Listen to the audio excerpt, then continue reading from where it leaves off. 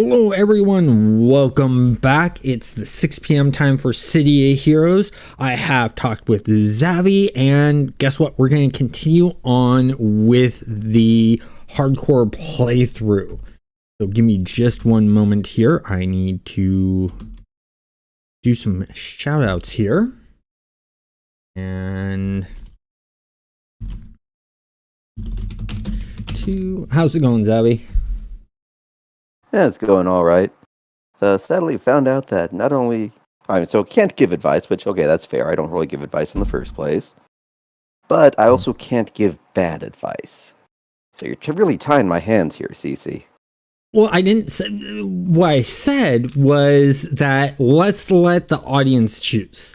You can't. You cannot give me advice. You can't say, "Hey, there's a guy on the left," that so on and so forth, or tell me, hey, attack this guy, but you misleading me, misdirecting me, I think is a different set. I think it adds more of a challenge in being deceived.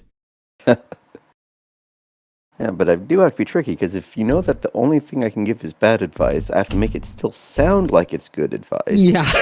Otherwise, and so it can't be the direct opposite. Otherwise, okay, you do the direct opposite, and all right, so I have to come in sideways, which, I mean, yeah, that's a good way to think about things on there. It's always fun, but it's a little trickier. Yeah.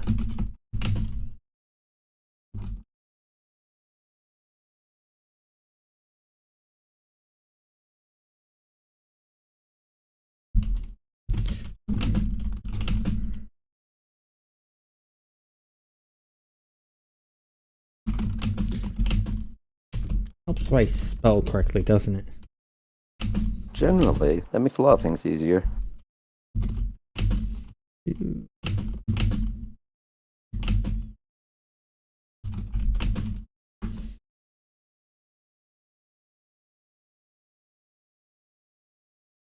Freaking out like that. Oh, autocorrect is sitting there going, this is correct, this is wrong, this is correct, this is wrong. It can't make up its mind. It finally went ahead and said, oh, let's do this. And now it's saying something's wrong. Ah.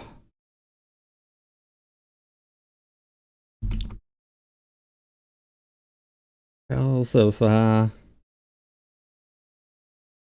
using autocorrect, especially when your grammar and spelling is wrong. You still don't know if it's right.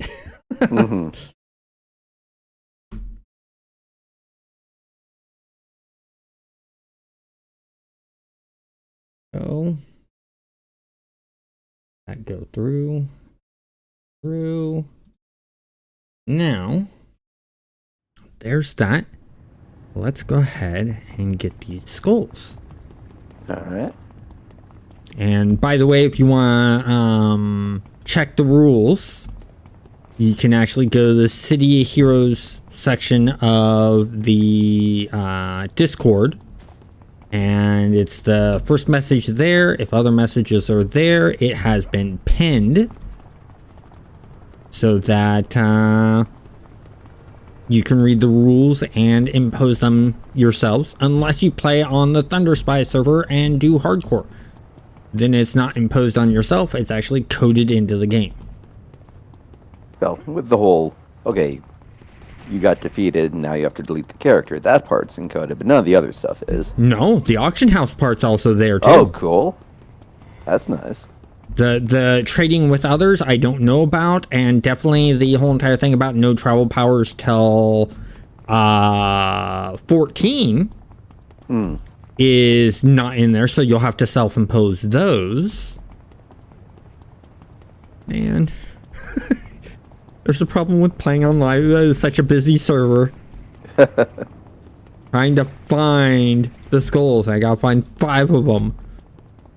And of course, everyone going through is probably going to have at least potential to get that job there, so... Yep.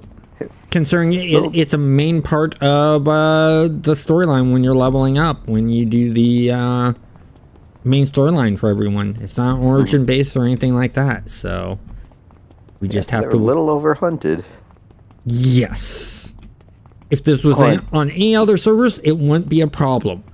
But because Homecoming has changed up the spawn rates so that they're not spawning so quickly and not so massively everywhere, it makes it a bit harder. Brings it back to real life early days MMOs of an MMO first starting up and becoming really, really popular. Well, there's also the question, did they have the old door restriction spawn limit on it there, where if someone's actually watching the spawn point, the guys aren't going to show up? Oh, that's a good question. And since everyone's just standing around here, Yep, since they're just standing there, that's a good question. We'll have to find out. Because I know that there's someone that spawned in this area, so this guy standing there will cover that. There's a guy standing down there, and or over here, I know that there's ones that spawn there. you got a guy floating that's near there, so that's covering well, a that whole was wide his area. pet. His pet's down there. He's a mastermind, and then he's up there. Yeah, so he's covering a lot of territory just by Yeah. from the higher vantage ground.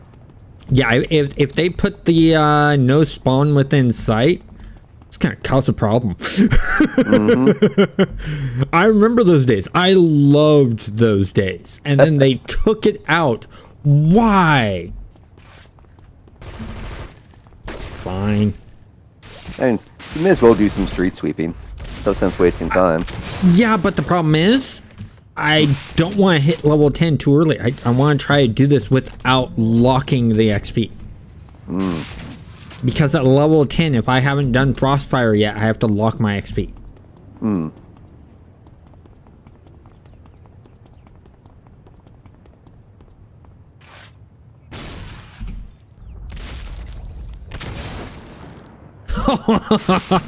That took care of that minion quick. Oh, but it's not just raw number of them, it's the spawns of them you have to go after. That's even worse. Yep. It is.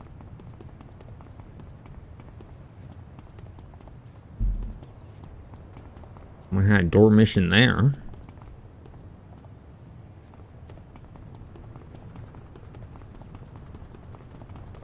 Come on.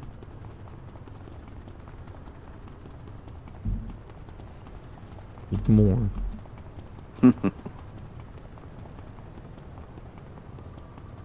Okay. We've been standing there for a while and they haven't been spawning. So I'm going to stand over here where I'm out of sight. And let's see if we'll just sit here and we'll chat some. So Yeah. my question is are you going to try this challenge?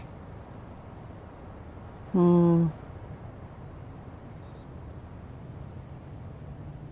don't know, I'd have to play more often than basically once a week on here for me to be interested in something like that.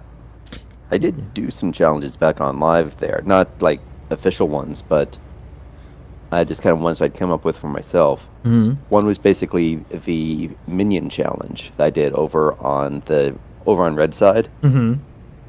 So it was, went with the Brute. I think it was basically just like a street fighting and willpower. But basically the rules were, effectively it's no powers that have particle effects. You have to look like you're a completely normal person. So, you want a range attack? You need a temp power. Like the revolver on it there, like the baseball bat, 10 power. I got a good amount of use out of that. But you'd basically have to go through, like, the fighting pool is what I was definitely going to be looking for stuff. Basically just go as low powered as possible and see how far I can make it. Oh, that's an interesting challenge. And then you stack the hardcore on top of that. Maybe that should be our final one once we've done like so many. Add that on, because basically the plan for this is if we're able to get a character to 50, you start again, but then you increase the difficulty of the overall game, such as the level of the mobs and number of mobs. And then follow the same rules.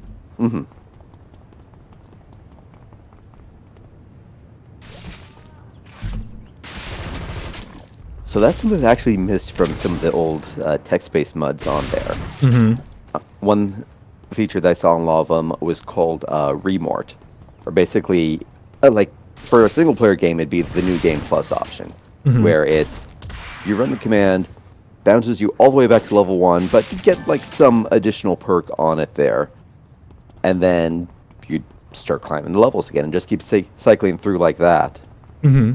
And effectively, that's what the end game grind was for a lot of these MUDs. It was just go through and just get these secondary long-term bonuses just on every single loop and see how fast you can get through them. Maybe we should make a game at some point in time that does that kind of thing. I mean, like a lot of FromSoft games, they'll do that in single player, but for the MMOs, that seems to have lost a lot of popularity.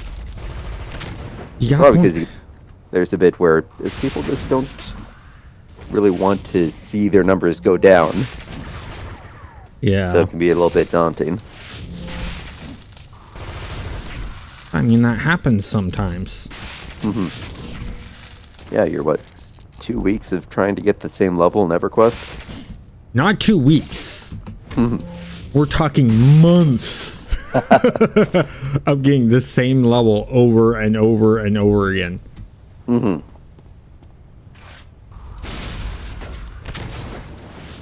use that range.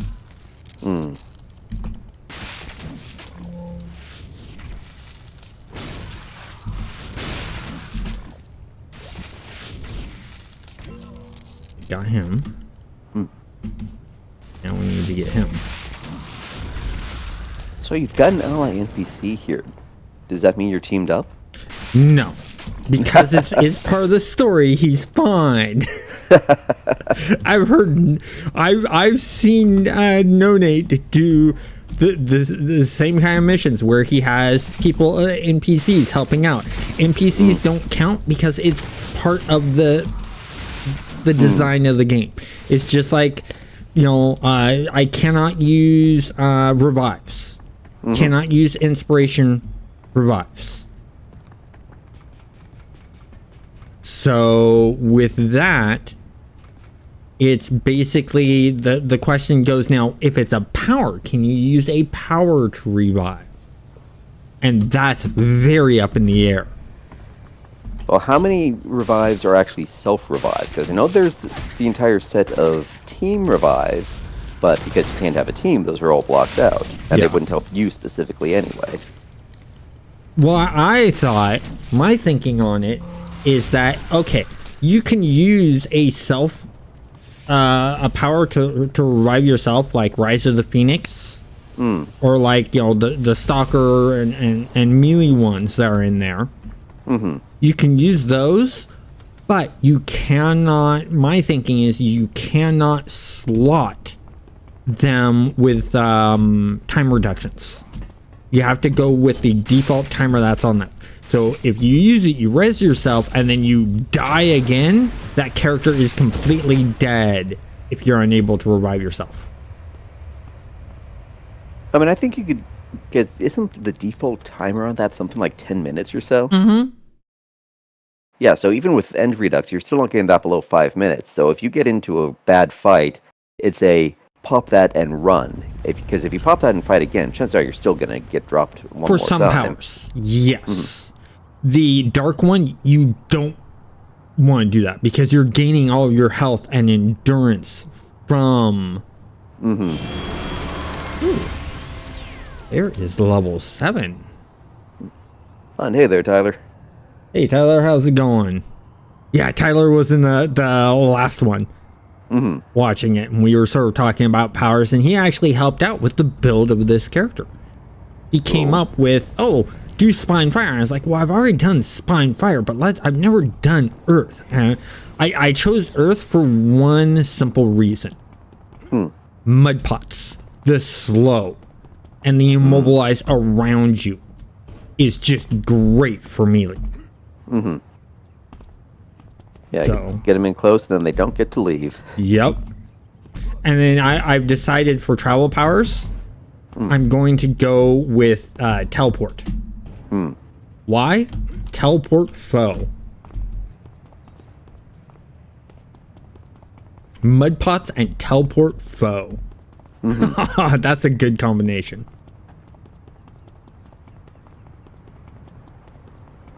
So I guess it must have just been, I think, probably Rebirth then. That. So at least I know I've seen on some of the teleport sets where it's teleport foe and teleport ally basically got combined into one power for recall. Yes, and that is Rebirth. Rebirth has reworked how all of that works. And honestly, I think that's a good combination out there because they're both very situational skills. So having to be two separate power picks is definitely, it feels like a waste. Yeah, and Rebirth fixed that problem, and then added in more powers where you now have a teleport attack. Yeah, I saw that there were a couple of them in there. Flight has some attacks. Super speed has some attacks. Super jump has some attacks. Teleport was the only one that did not have any attacks in it. Yeah, so basically brings it in line with the others. Exactly, which is very, very smart. They're holding up to what their ambition for the server is, which is keep it in line of what the developers would do. Because I'm pretty sure there were developers that were like, we want to fix this. And the company was like, we're not going to waste the money on fixing this. So. Okay, now run over here. Let's level up. Train up. Okay, so let's add some accuracy and damage to this one. Let's add some health. You always use more health. That might be something that's... I mean, every little thing that helps keep you from dropping. Yep. We already have an accuracy we can drop in there. Ooh, yeah, full mutation. We're gonna do that. Replace that, yes. Okay, there we go. Cool. Be nice if we had some... Ooh, no, what we can do... Let's go over to her. So even though you're not allowed to use the auction house, you can use these guys. Yeah, I mean, expecting people to go through and just get their double origins and single origins just purely through drops, that would be... Oh, that would be just beyond painful. Not single, yeah. I mean, if Homecoming still had their generics, it wouldn't be a problem. But generics are gone. That there. That there. I think that's good enough. And then we need to go here and switch it back over to this. Run over to here.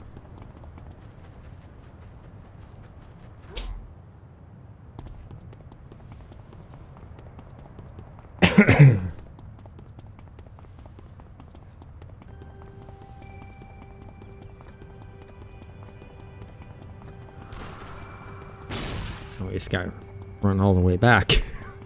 I'm so used to waiting for the even levels to go to a trainer and just do both the levels up at once. I have to retrain my mind and remind myself, oh, you need to go and level up now. Just because you need every advantage. Exactly.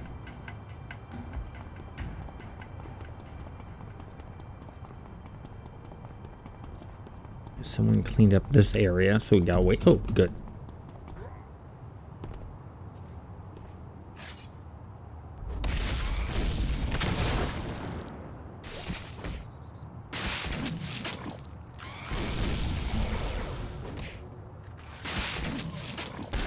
So for the hardcore challenge, what if someone gave you like an illusions controller? What do you mean if someone gave you an illusions controller? Like instead of saying, "Oh, go with the Spine's Elemental Brute," just give you like a really squishy, really lacking of inoffensive power build that you had to try to go with. I would do it. And I wouldn't mind an illusion controller because early on you get deceive or, and that allows you to confuse an enemy mob to be on your side. So you get another mob to fight with you. And plus, they got like 3 pets in illusions for illusions controller. Because you got the Phantasm, you got the Phantom Army, and then you have Phantom. So you have 3 pets. One of them is permanent. The other one's up for a little while, and then the Phantom Army is up for a decent while. And I'd so slot the Phantasm and Phantom Army with recharge reductions so that they could be up as much as possible. And it's like so close to a mastermind, and I think that's what they did is they saw that and they was like, let's do masterminds, multiple pets. Plus, I bet you anything they were working on Star Trek Online, and they were working on that whole entire pet system there, and so they wanted to test out and save heroes, which is what caused them to make masterminds. That's my belief.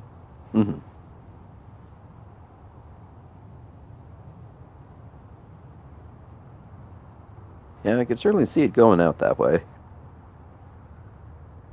Oh, and I was wrong when I told you it was the 6 months of the person being a member. It's actually 7 months. I'm just looking at my screen right now and seeing it.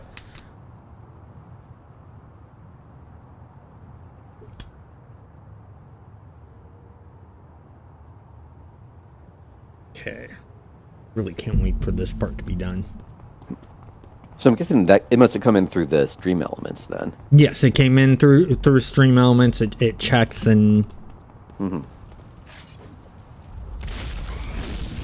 it's like, oh, this person has been a member for this many months.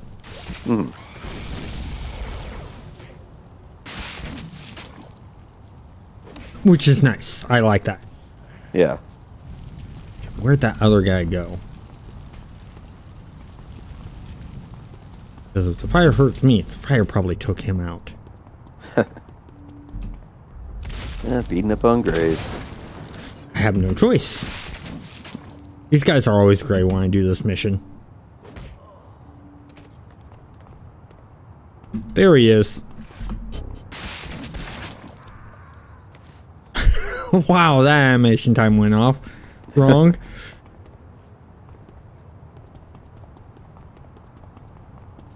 Seven more. Can we find 7 more? Oh, there's 2 over here.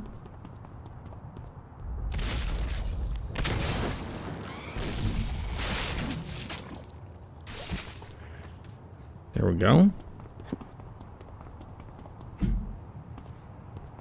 I watched some developer change to the coding for how NPCs are handled there, and then, oh, you pop off that big AoE while you're standing right in the middle of the group. Oh, there went their hostage. Yeah. That would be interesting. If we ever run a Say Heroes server, I have a feeling we'd implement something like that. AoEs affect hostages. Yeah. I think that would be a great mechanic. Because it makes the player think more. And anything that causes the player to think about what they're doing and why they're doing something, I think is a great gameplay mechanic. And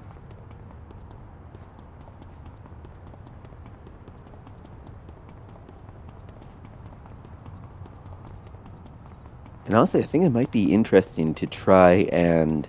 I mean, it'd be a lot of work to redo it. But go through... Rather than having... Oh, blue side, you've got Paragon City. Red side, you've got Rogue Isles. What if you've actually got the villain characters starting in Paragon City? Sharing the same maps, same NPCs. I mean, you have to rebalance the spawns a bit, so there's basically legitimate targets for both sides on there. But then you also do that thing where effectively friendly fire is on for NPCs, even if they're of your faction. So, effectively, if you get a little crazy with your AoEs, well, you're picking up villain points. The police are after you. What do? But you've also been beating up on the villains, so the villains don't like you either, so... That'd be a great enhancement for going rogue, because then we can also do the same thing for the villain side. Make it so heroes could be on that side. And that would be really, really, really interesting. Yeah, I mean, so effectively, you would start off as technically neither a human or a villain. You're empowered. Yeah. Then what do you do with it? Who you go to talk to? How you interact with the city as a whole on it there. That effectively determines which faction you're on. Now the question is are you up to the task to code that whole entire thing? Not for a while. I need to get back into coding first. And I've got other somewhat higher priority targets, but it's definitely something that would be cool to work on. Yeah, we do need to finish up Keep Wars. Yeah. And that's the problem. There's just too many projects that are, I really want to work on this, I really want to work on that. And just not enough time. Yeah. I think, in all honesty, we need to just sit down and focus on one. Yeah. You know, I'm doing Marpingo 1, just because you're not in that set or capability to do the coding right now. Yeah. The heavy coding, which Keep Wars needs. And Keep Wars is our project. Yeah. You know, Marpingo is my project with a bit of your influence. And so that, and the fact that it's not something that you're heavily interested in, so it's sort of you know, I've got kind of a warm-up project in mind. Like, you remember, like, without going into details, you remember that card game that I talked to you about like a couple months back? Yes. Oh, you're gonna use that as a warm-up project? Yeah, basically, since I tried putting together a tabletop simulator, and that is just... I understand that some people have done really good work in it, but that's just so incredibly finicky. It is painful for me to try to work in it there. Yeah.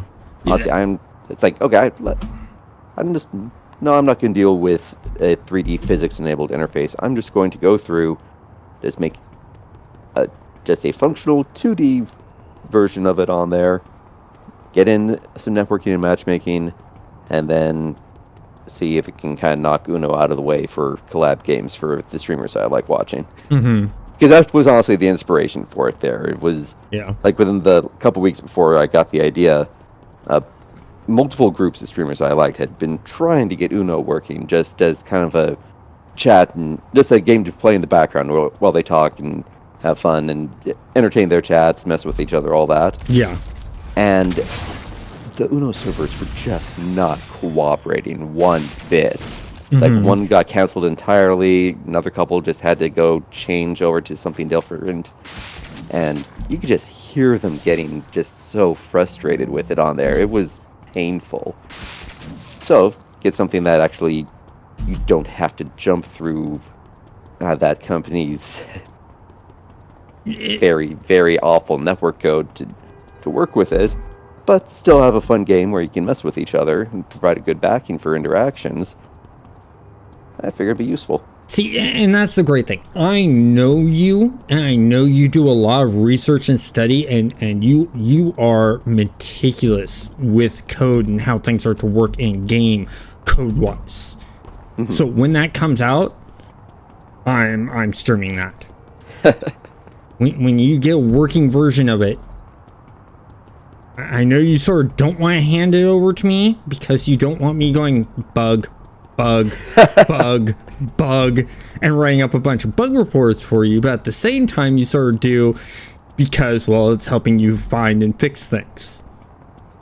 Yeah, so the first look at it will be off stream, I think. Yes.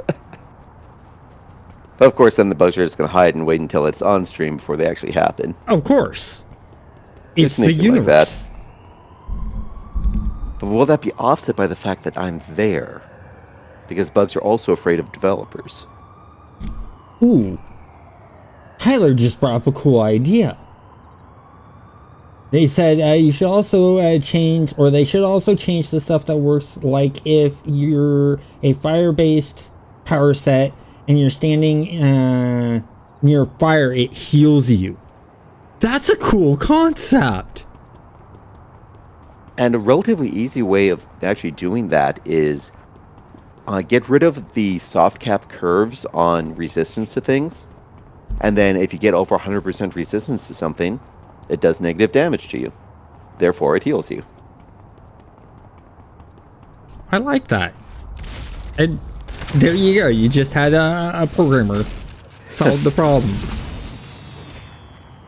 But yeah, so what game engine are you going to be using? It's going to be how I'm get used to Godot. Now, admittedly, Godot is going to be a little bit overkill for basically a 2D graphics interface on it there. Yeah.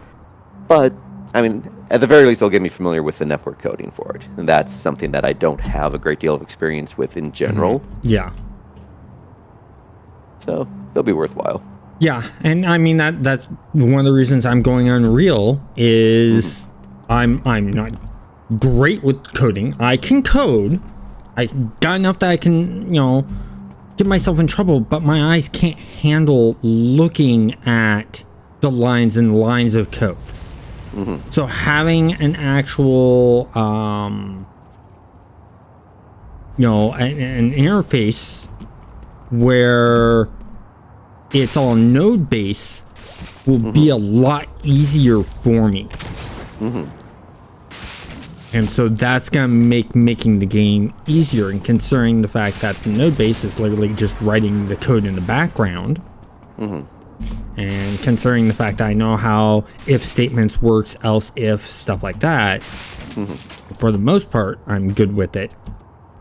It shouldn't be super hard. And doing Marpingo, I think the hardest part about Marpingo that we're gonna have is the network code. And the the getting the setup for switching, using the same models and switching from regular gameplay mode to battle mode. That I still have to figure out. So that's been sort of like mulling in my background, my mind for a while.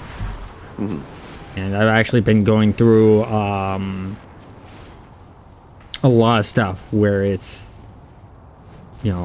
figuring out how to do stuff ahead of time for the game development side of things to stuff like that. I was like, well, I'm gonna have to remodel stuff, redo things. I'm like, but I can use what I currently have from the old version when it was originally just mobile, where everything's 512 pixels by 512 pixels. Use those models for now and textures, and later enhance those. Like, we're still using the placeholder marble shooter. So that definitely needs to get upgraded heavily at some point in time. But the current one that I have now will work just fine. Yeah, you're basically starting over into a prototype stage here, so it's code-wise, yes. It's use whatever you've got at hand there. Then you can make it look good when you've actually got the mechanics of it down, so that it can actually function. Yep, that's when I'll start working on enhancing the graphics. And that'll be a fun time. I missed one, got 3 though. There we go. He has damage on him now.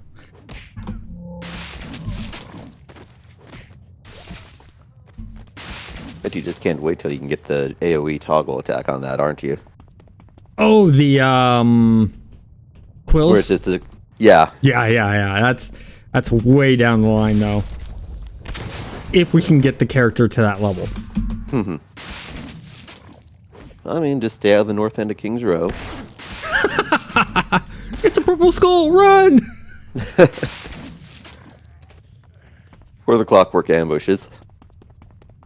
Or the Clockwork ambushing you so the skulls can take you out, which is where It's a Purple Skull comes from, because I was Tesla cage right above a freaking boss. Yeah.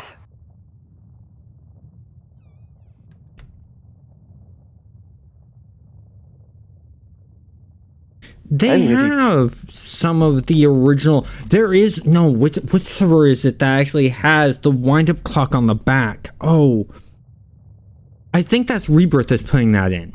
There's some stuff from Rebirth where they're gonna have original Clockwork, not the new Clockworks, but the original Clockwork stuff. And one of them is the wind-up clock on the back. And I think it's Rebirth that has that. So keep an eye on Rebirth, Tyler. Oh, honestly, it's been a while since I've paid attention on that side of things. And did they ever say why they removed it on there? Just additional complexity for no real sake? Or? No, they never had it. The game never had original Clockwork costume pieces. They only gave the new Clockwork costume pieces. Oh, you mean for characters, not just the for look character of the Clockworks creation. themselves? Yeah, the look of the Clockworks, they never got rid of the original Clockworks. They just added in new updated versions of Clockworks when Going Rogue came out. Because they're an alternate reality. Yeah, okay. It's just when they did Going Rogue, they added in the costume pieces of the new Clockworks into the game. For players to be able to make. The developers never added in original Clockwork pieces. Just like on how some servers you can you can have skull, or not skulls, skulls. All of them have skull pieces, but some of them have like freak show pieces that you can put on. Hey, Sticky. Hey, Sticky, how's it going? Okay, so we got that done. Contacts. King's Row. We are not going to King's Row. We are going to the Hollows. Oh, you're just gonna hunt a bit? No. Hollows, there's story stuff to do there. Oh, nice. You've never been to the Hollows? I've been to the Hollows. I just don't remember it actually having any story. I thought. It's last time I saw it, it was just Hazard Zone. Yeah, it's a hazard zone that has missions in them to take.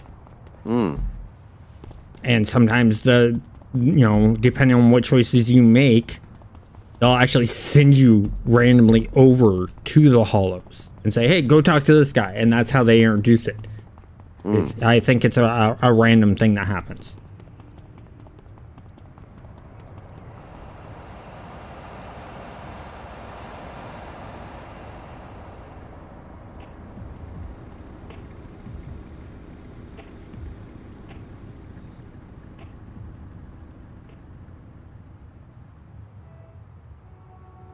I'm trying to read that message. My eyes keep on jumping.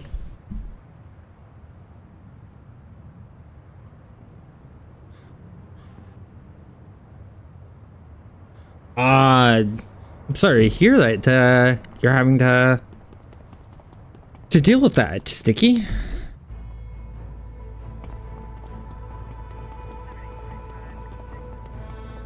Hopefully you didn't hurt yourself or get hurt when the live stream Blood Bowl happened last Friday, where Sticky in there got hurt. I just feel super, super bad about that. And not to mention metaphysics on it there. Yeah. Get your character mangled in game, and Goblin comes out of nowhere and kneecaps you. Oh, that would just... I wouldn't be playing Blood Bowl anymore if there was a risk of that happening. I'll tell you that right now. Oh, that character got injured. Goblin runs out from nowhere with a baseball bat and just kneecaps you. I hope you do better soon there, Sticky. Yeah, definitely.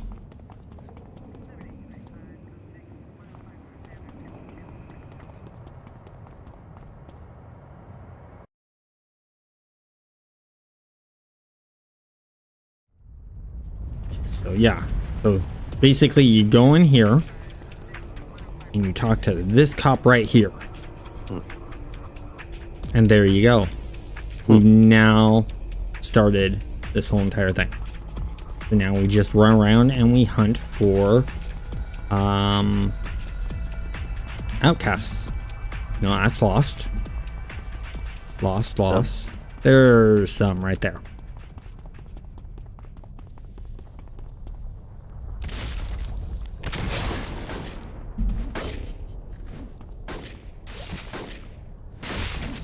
Of course, one of them has a sledgehammer, and that's Nanite's kryptonite. Because his first character got taken out with a guy with the sledgehammer. So every time in game he sees the sledgehammer, he freaks. It's like, no! And he tries his hardest to get away from range of the guy with the sledgehammer. It's hilarious.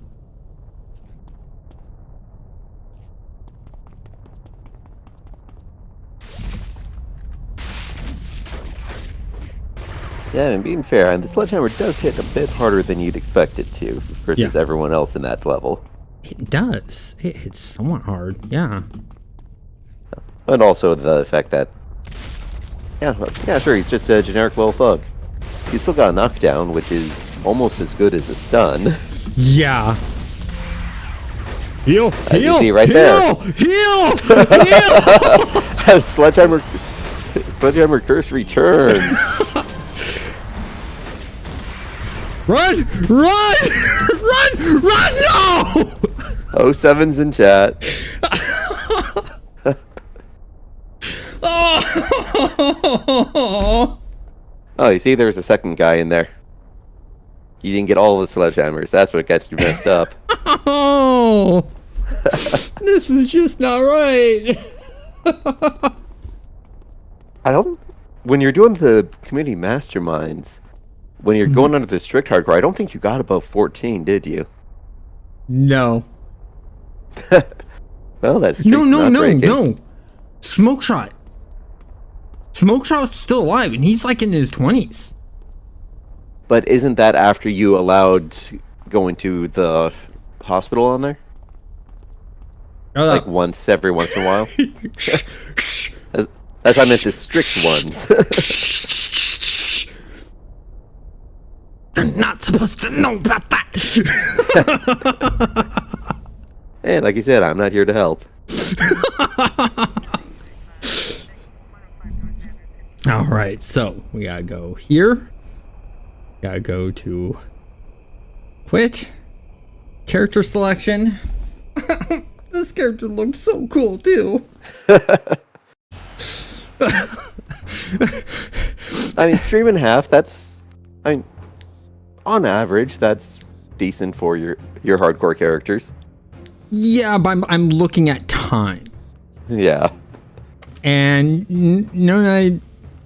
Nonet's time was, what, about 8 hours of gameplay? Oh, so you're admitting it's a skill issue. Hush. Wasn't a skill issue. It was the fact that I was locked down with knockdowns and couldn't get the character freaking running when I realized where it was at and I had no more heals. I couldn't even heal. That's where the problem was. Okay. Sounds like something preparation could have helped out with. So, that didn't work. We're gonna go with the Dominator. What kind of Dominator we're gonna go with? We're gonna go with Dark.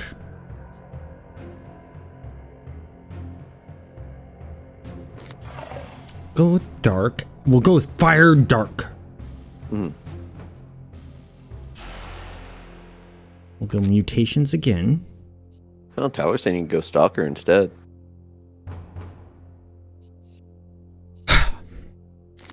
Tyler, you just don't want to make things easy for me, do you?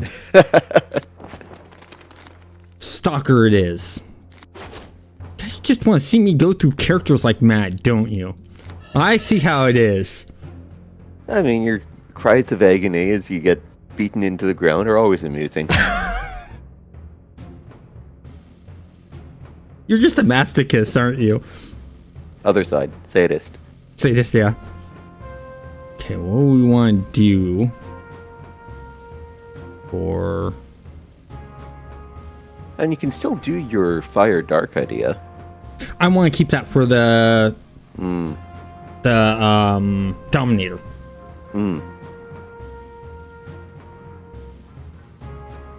Yeah, would have some stealth, and the palace. I would get that right away, so that immediately re-stealth to run away. Placate. Yeah, placate. Thank you. Yeah. What should we do for the melee?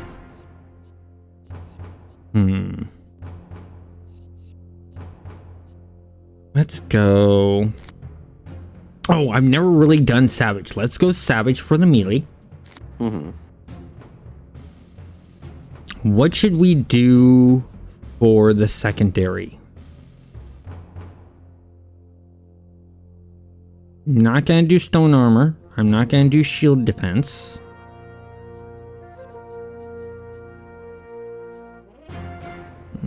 Could do fiery aura. Electric. Bio armor. Sticky rat. Same. Yep. Sneaky rat, at least. Sneaky rat. I'd call him Sticky Rat. Well, in that case, it sounds like you need to go bio armor.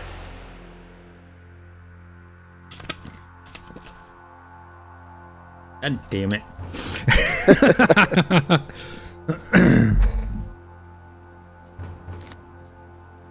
Go body. We're gonna go wide shoulders, thick chest, lower down the hips. Go that. Let's lower the height a bit. Yeah, it's like your regen got nerfed down a bit on it there, on account of, I think it was I want to say it was integration got turned into a click power rather than a toggle. But to be fair, when you had it under the older rules on it there, when you had a high-end regen, you slotted it right, you had everything going well, your choices were either you are at 100% and nothing stops you until you get one extra add and then you drop like a rock. Okay, monstrous. We need base. We're gonna go with this one right there. I'll turn this off. We're gonna make hair that color. Yeah, parasitic, parasocial. All the same. We'll go with large. Chest.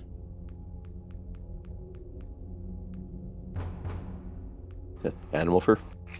Or you actually want to give him a shirt.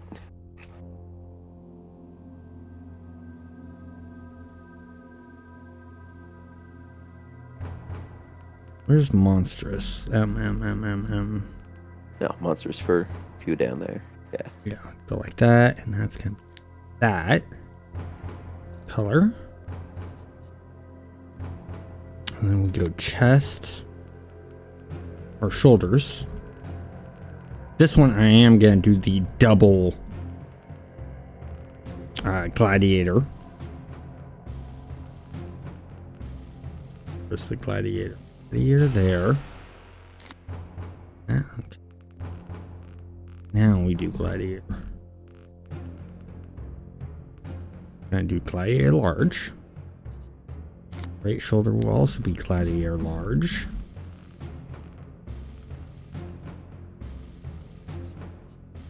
Chest detail. I'm gonna do a bunch of chains.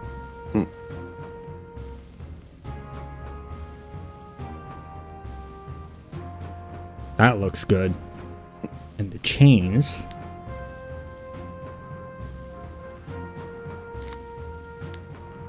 will be that color. Gloves. And go monstrous, of course. Belt is going to be that padlock. Actually, should I go with the padlock? Or should we go with this one?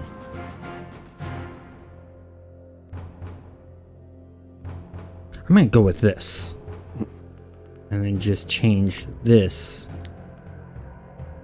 to that. Go lower body. We're gonna go monstrous. I'm gonna give him pants.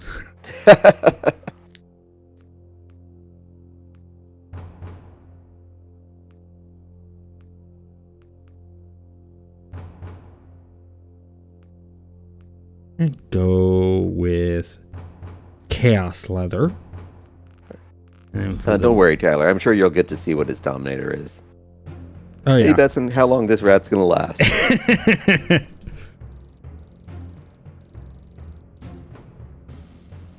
Eat, large claws, hairy. No, we don't want to go bear. We want hairy. And then tail.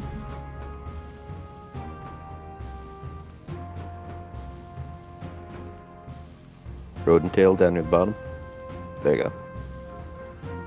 2 up. Oh, rodent. We could do rodent tail. If he's gonna be a rat, we could go this direction. Let's make the main color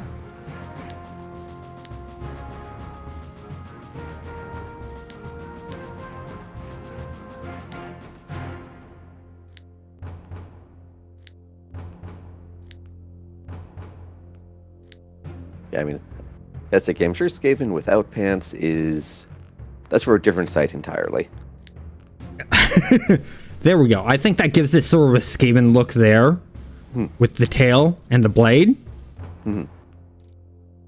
That works there.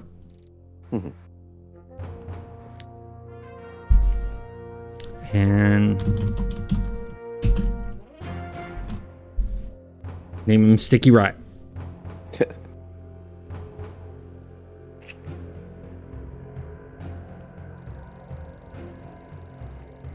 Let's see how long Sticky lasts.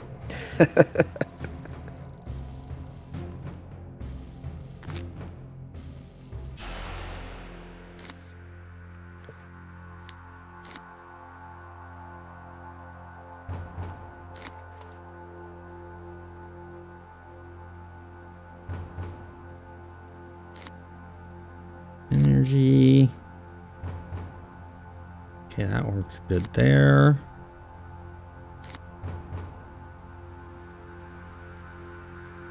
Okay. I'm just checking the effects real quick.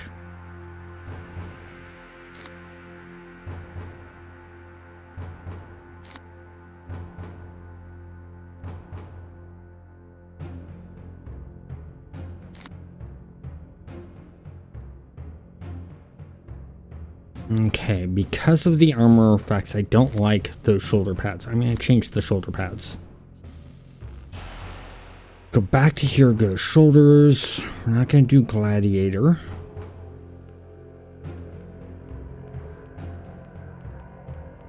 Yeah, exactly, Sticky. It could go either way. Either immediate failure or just spite. Yeah, we'll see. Something that looks like it good for.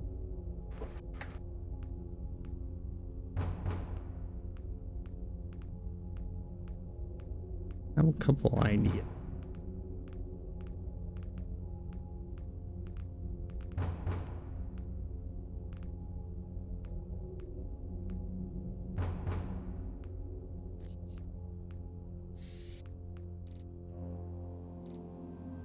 Let's change the chain here. I prefer that chain. Okay, chain or barbed wire? Should we go you're chain the one talking about masochism earlier, so that's up to you. We're staying chain.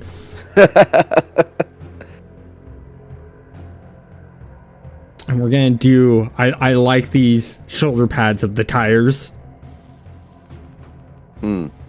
But let's see how they look when the animation, oh, wrong one.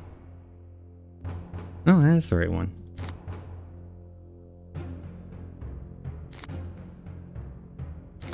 There.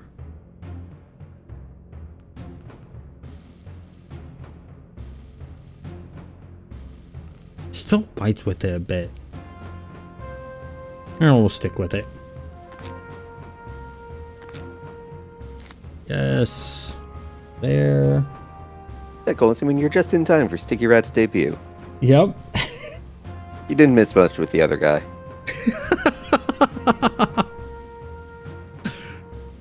What other guy? I don't remember another guy. Right. This is the first run. Yeah.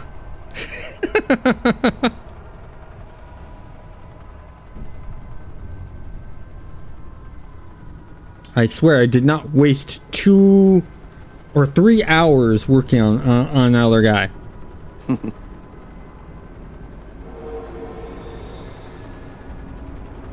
I really hope No Nate doesn't watch the streams. Give me more trauma about sledgehammers. Yeah. Well, in that fact, I do sort of wish he watched the stream.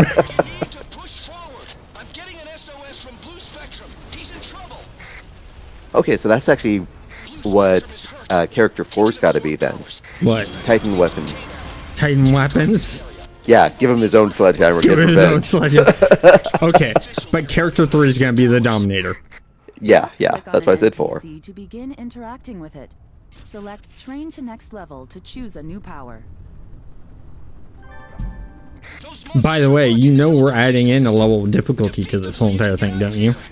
You are now in a zone event. You can work together with other There's players combo towards a common capabilities goal.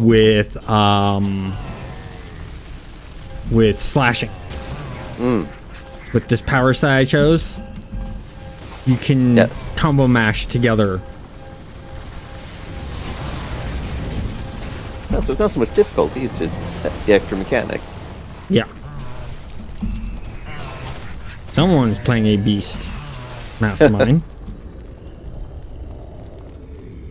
First thing we need to do when we get into here is go to the tailor. We need to get Beast Run. Because it's no longer in the it's no longer in the pay to win vendor. They actually put it into costume customization. So it doesn't break the rules. Yeah, kind of makes sense. And I think, especially for a cosmetic power like that, that's... Yeah. Whereas bending the rules there is okay. It's just you can't use it to give yourself like a jetpack.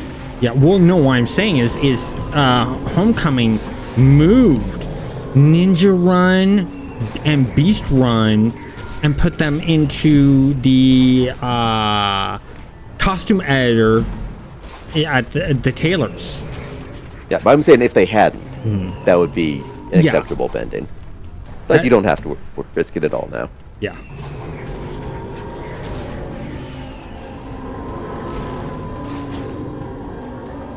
I got a Space Puppy ally. I still need to work on that design.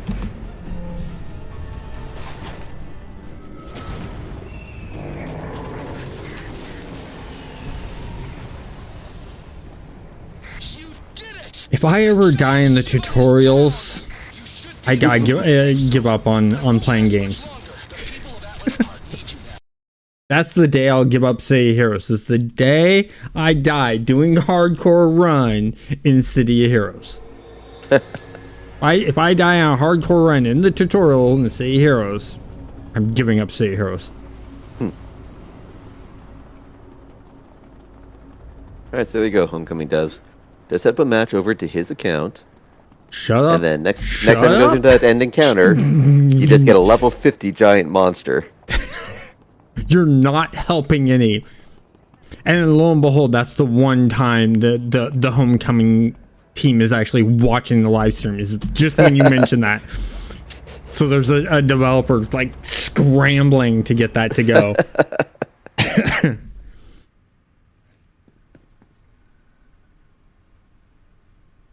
Okay, so Appearance, we go here, we go stance, beast. Yeah, that's just the effects. Got the stance, we got beast. Done. So now we have the beast run. Cool. I like that change. That's really cool because you're right. It's just an animation change. It's no major effect. And with the rules set in place, we did not break any rules that are in place for the challenge. Which is really, really good. And the shoulder pads look really, really good. Now, you know what I want to create? I want to create a costume where there's parts of a tire on the body that when the character rolls up, he turns into a giant tire that rolls around. That would be cool! It would be. Oh, I've already leveled up. So let's leave. We need to go over here.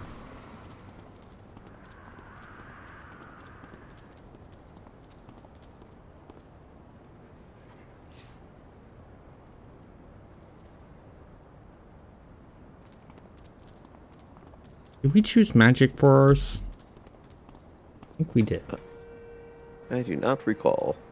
That's why I'm going into ID. Yep. Yep, magic, okay.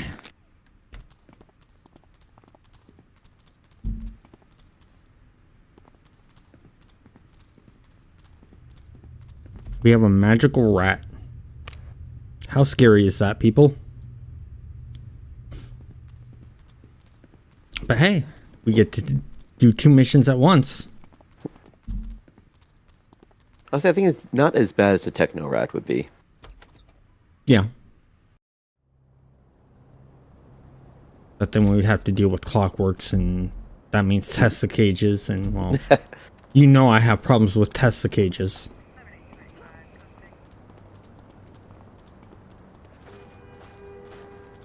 So that would be the ultimate enemy for you then. A purple Clockwork with its sledgehammer in its offhand.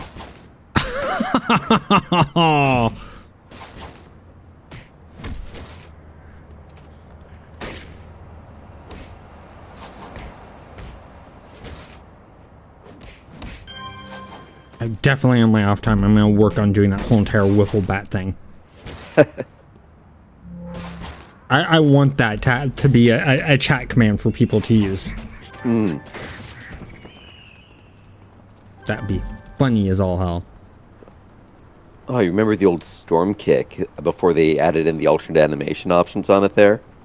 Where it was coded in as damage over time. With just a really short amount of time on it there that just so happened to match up to how long you were kicking.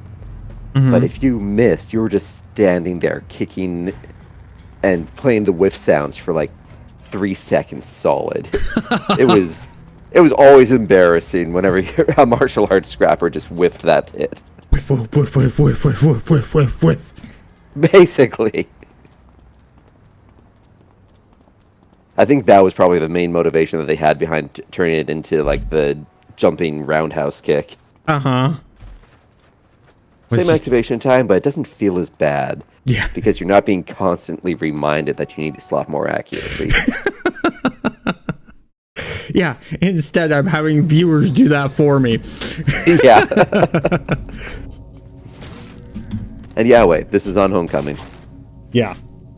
Away is on Homecoming, but you can do this on any server. The best one to do it on is on Thunder Spy because they will actually impose some of the issues with it. Such as... Like it's about the alternate runs. Oh, alternate? Yeah.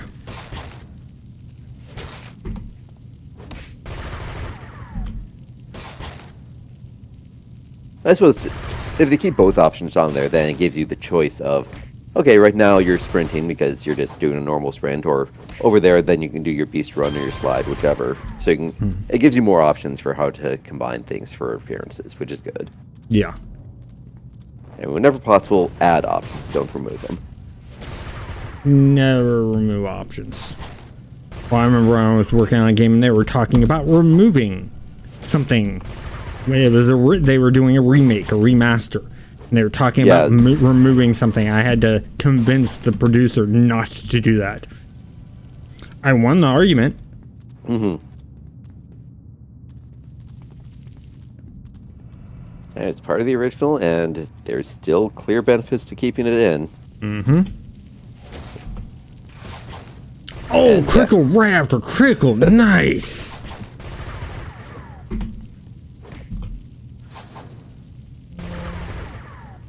Of course, this character is way more squishier than the other one.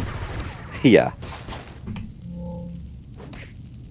I mean, low level, the stalkers and scrappers are...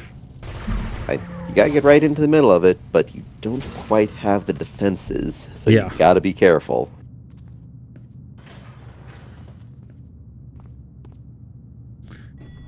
To here.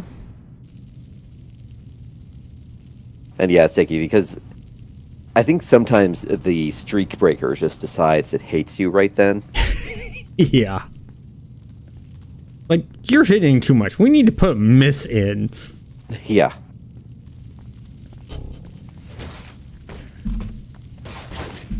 And especially with assassins. Mm-hmm.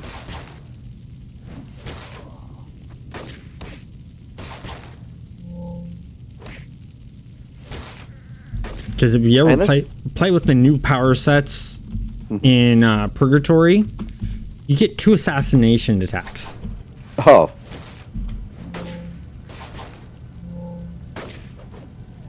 So you could literally do an assassin move, stealth yourself again with that ability that lets you re-stealth, and then do another assassin's attack. So especially with like the dual types on there. Yes, it's the new dual types that Purgatory is doing. Mm-hmm. Which they're still adding more in.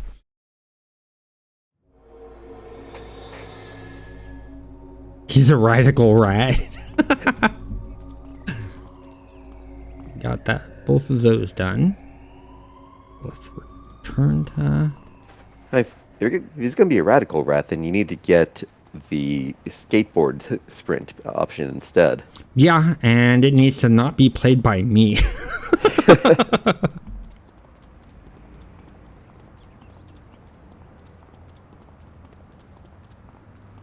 Yeah, local gang beats up on Rat. Rat refuses to die. Oh, we're set in New York. Awesome. Yeah. Reason the rat doesn't die in New York is it's a mob boss in New York.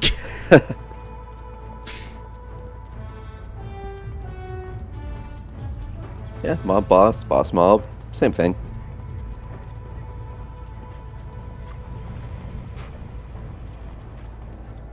Go turn these in. I want to try to get back up to where we were before we end the stream. I wonder if we can do that in an hour. Well, you know, if you turn up the difficulty, you get some better reward payouts from it. Do you know how quickly that will turn into create another character? Just don't die. Easy. You say that now. Yeah, I'm not the one that's playing. Exactly. I even offered you to join in on this challenge. You're like, yeah, I'm good. What does that tell you, people?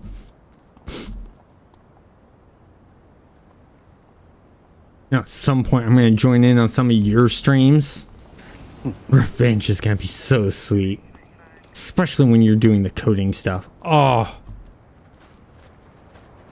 So many great plans. It's nice to have dreams, isn't it? Oh, this ain't gonna be a dream. This is gonna be your nightmare. You'll be coding along, and all of a sudden you're just gonna hear me go banana, banana, banana, banana. Next thing you know, somewhere on a line of code hidden somewhere is the word banana. I'm gonna just, I will laugh so melodically. It's gonna be such an easy evil laugh.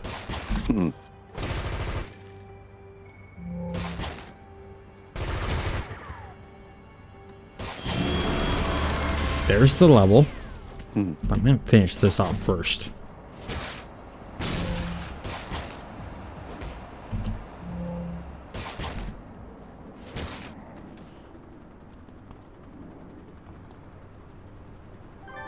I got a tip.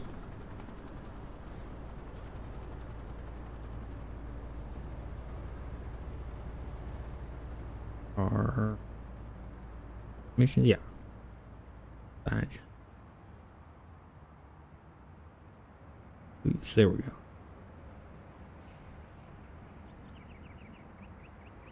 Ah, the tips are in here. Okay. I forgot that's under contacts. Ah. I normally don't look at tips because all it really is, oh, by the way, there's a badge over here type thing. Is that something that Homecoming added in? No, that's something that's always been in the game. I know it's definitely not always, but... It's something I remember being might in the have game been from the beginning. Huh. I mean, like, clues, souvenirs, yes, but... Tips? I do not recall having ever seen that tab before this moment. Yeah, tips have been in there since the beginning. It's just, you got so used to it and ignoring them.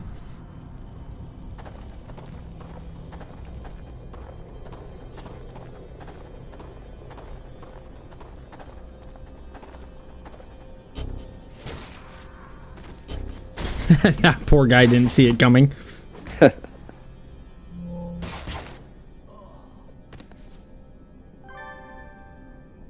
Go.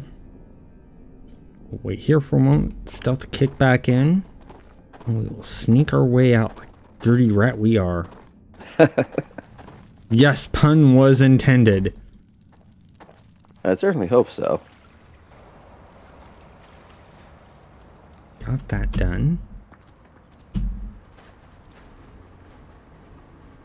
Mission. Oh, we need 4 more of those. Okay. We'll send 4 more of these guys. We're double critical again.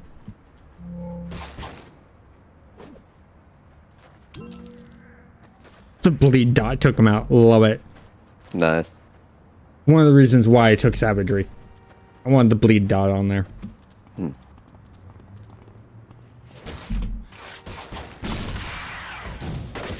Cannot wait to get assassinate. Oh, I just thought of something I should have done. I should have taken dark with this instead of bio because of the extra fears. We've added to survivability so much more. Yeah, but you decided the name Sticky Rat, so you needed to work Goop in there somehow. Yeah, and just doing a quick check, Rebirth under the Clues tab, it's got Clues, Souvenir, Architect Souvenir, nothing for tips. And that's under contacts?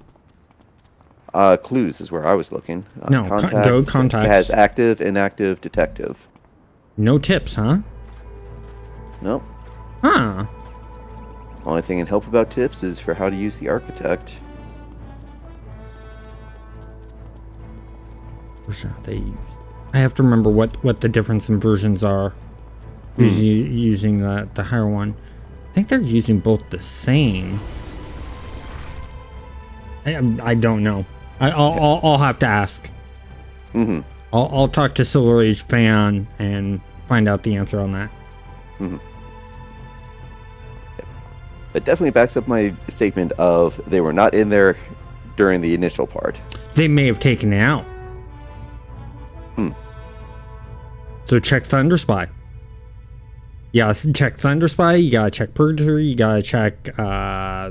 Check those and see if tips are also on those.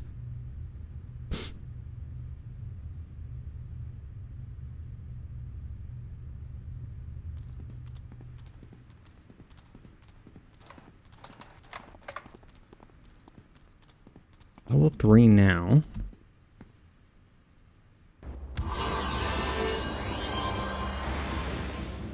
Tips may have been introduced in Going Rogue. You may be right on that. Yeah, now I do remember there is a system where you'd acquire like something over time for basically shifting from like red side to blue side or vice versa on there. That And was going rogue. That was definitely part of going rogue. Yes. That's 100% going rogue. Yeah. All right. Nothing on Thunder Spy. Nothing on Thunder Spy. Okay. Oh, I need to level up. No, you don't. You'll be fine. Hush.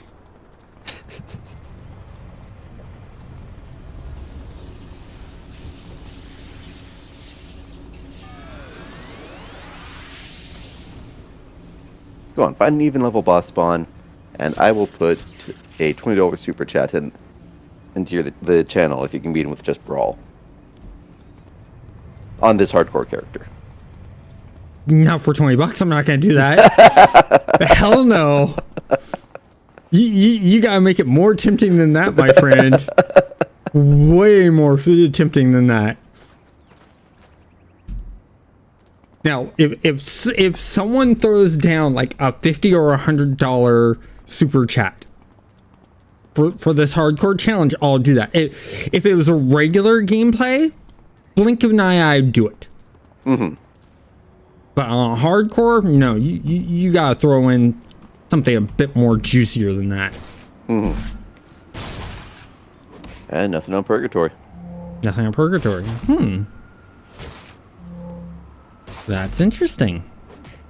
So I guess it's something that just Thunder Spy has done. Yeah. Well, or it may just be that, like Ziggy says, okay, so if morality missions can only be obtained through tips, so it might be that Homecoming may have expanded out tips to have them be more useful than just for morality missions. True. I'm gonna have to research on that and then do a video on that. There you go. See, Definitely. somewhat helpful. Very Of course. helpful. Not somewhat helpful. It's making it so I have new interesting content to create for the channel. But it also means that you have to do more work. I don't mind doing more work. It just means that's something I need to do now to make people aware of it and back push everything else, because I pushed doing incarnates for so long. I had in the schedule, and I pushed incarnates forward because I now have competition in the field. So Yeah. Sticky sauce. Give me $100 and Sticky dies. Yeah, no problem, Sticky. Anytime. yeah. For Nakasupa, any streamer will do horrible things to their chat. See, here's the thing, Sticky. He just put out the bounty and set it at 20. I told him, as the bounty hunter, no, I'm not doing that. So the price has to go up. So in a way, I saved him, Sticky. So you should be, yeah, thanks.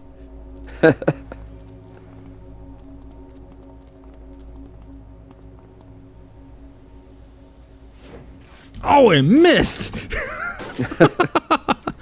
I broke stealth for nothing.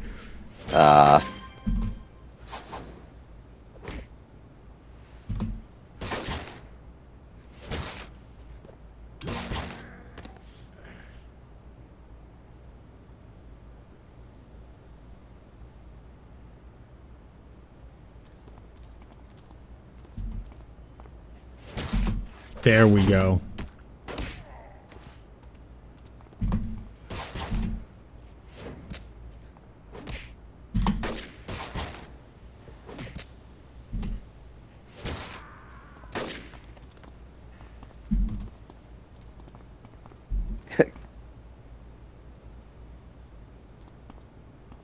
Scenario is just chaotic evil versus neutral evil.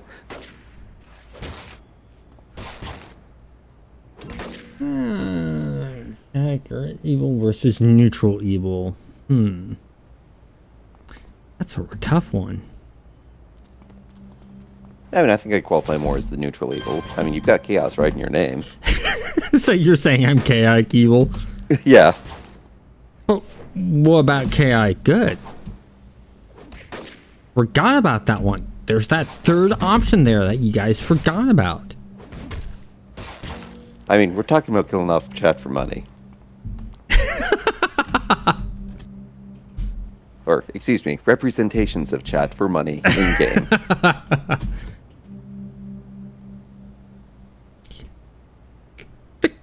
Good reason for it. It's the $100. That's a good reason. I say I'm mercenary.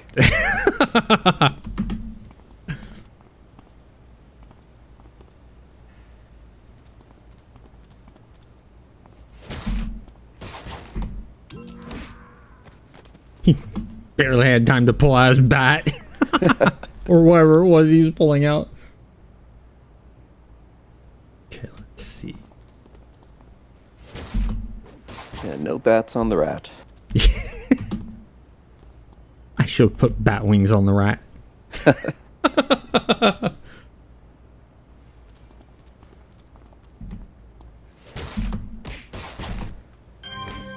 Damn, he spotted me. Damn, he spotted me.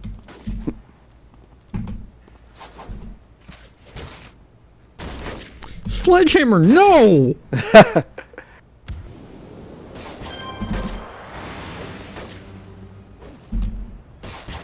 Finally got hit in.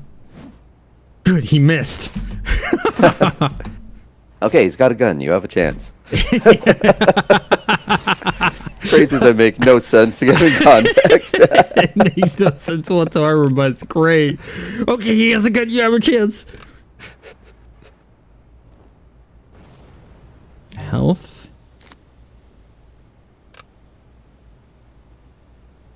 Use that there. All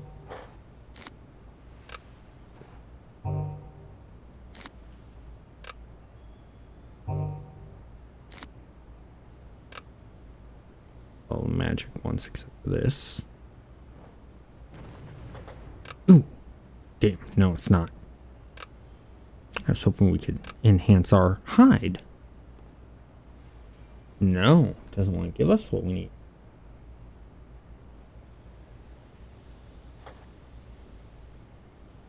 So I think the claws themselves actually did go with a dot on it, but because this is Savage Melee, Yeah.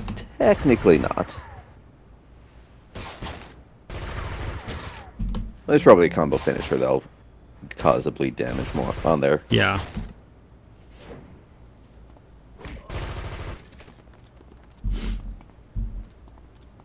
One.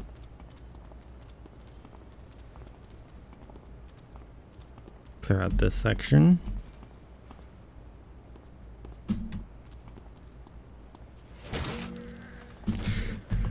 Still can't wait for Assassinate when you get the fear. Yeah. Because I just love that they add the fear effect into the Assassinate ability. I think that's the other thing that makes it feel so good. It's that you can freak other NPC mobs out just by doing Assassinate ability. That and another reason I like Stalker was just right there. Okay, who's shooting at me? And especially when you put it into its original context of, okay, this is a villain archetype on there, then yeah, it should be, wait, your buddy just got completely ganked out of nowhere. Yes, you're going to be terrified. Yep.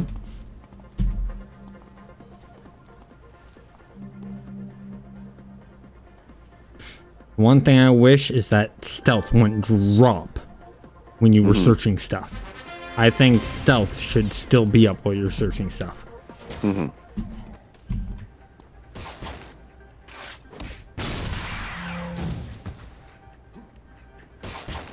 Oh, that's an idea for her to use. What? Because I think that would be kind of a better fit for how Purgatory's messing around with the alternate power sets.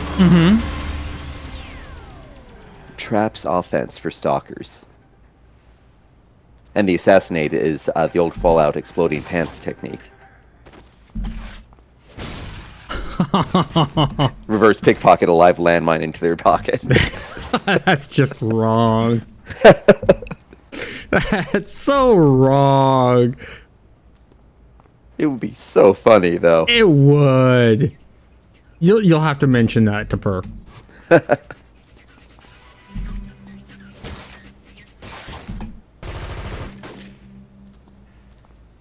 Hopefully you'll get credit for, she'll give you credit for it.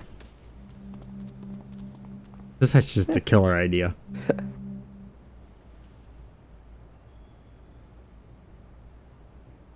Reverse pickpocketing. That's a bomb. Yeah. Dude. So want that in game now, damn it. I mean, how many of you watching would play a stalker where you get to put a bomb in them as an attack ability?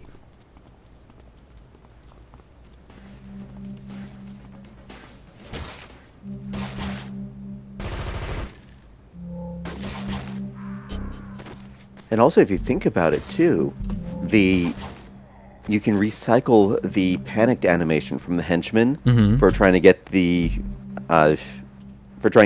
detonation charge off of them that the humanoid ones use. You can grab that same animation and have it applied after the attack lands. Yeah, you could.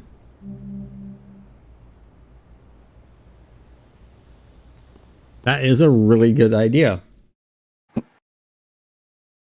Pause strikes are doing. That's great. Yeah, because that's what Savage is all about. Is it does all Savage attacks have a bleed on them.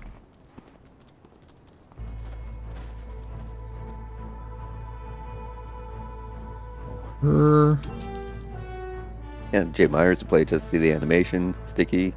GM, we said no chaotic evil characters in the team. Player, Bomb and Pants is chaotic neutral.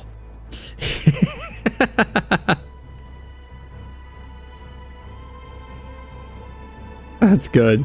I mean, it's all about whose pants you put it in. I mean, you put in the Demon Lord's pants, then yeah, it's definitely chaotic good.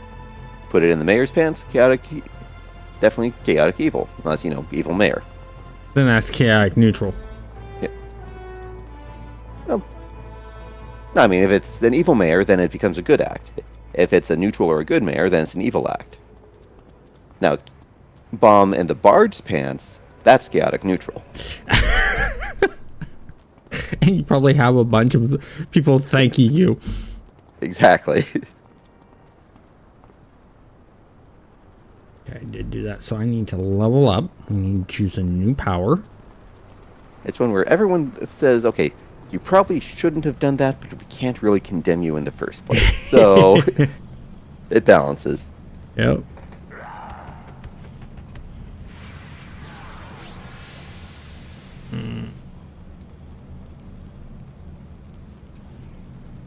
Yeah, we need another attack. Our attacks aren't respawning quick enough, so we'll do that, and then at 6 we'll get the next ones. We're gonna do Ritual Souls. Then we'll do. Actually, no. We'll do Warning first. Then we'll do Ritual Souls. That's how we'll play it up.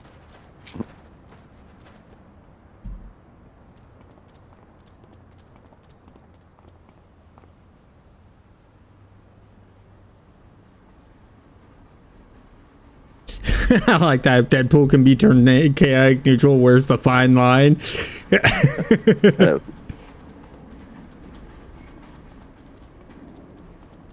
He's an anti-hero.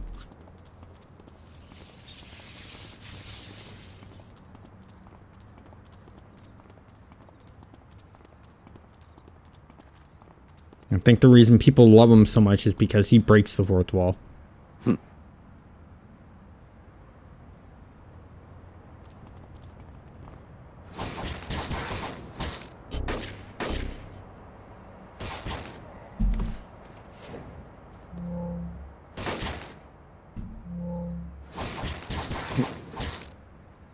Sticky. Did they just put a bomb in Asmodeus's pants? Yes. this is how the Blood War got started.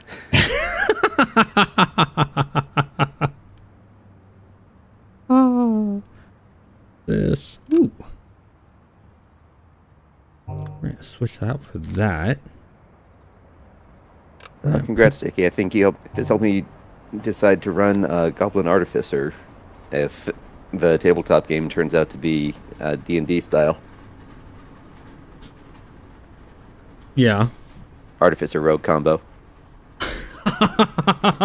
That's what you're gonna build, huh? Possibly. It's definitely a fun idea.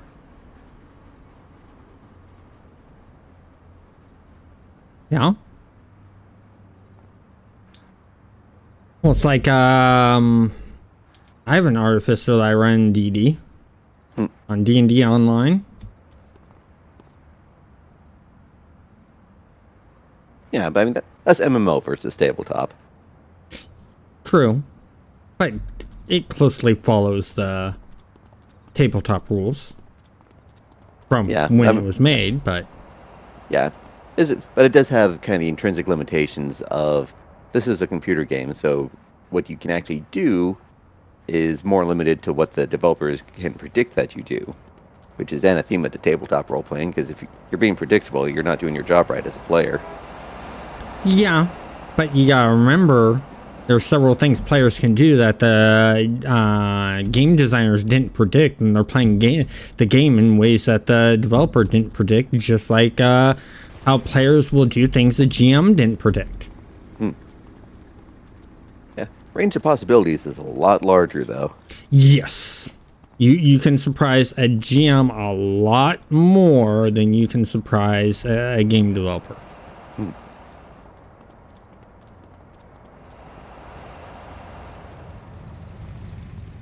But that's just because you're not as confined in the tabletop as you are with video game.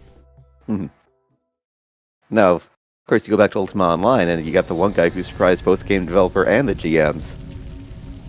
He surprised the whole entire world with that move, okay?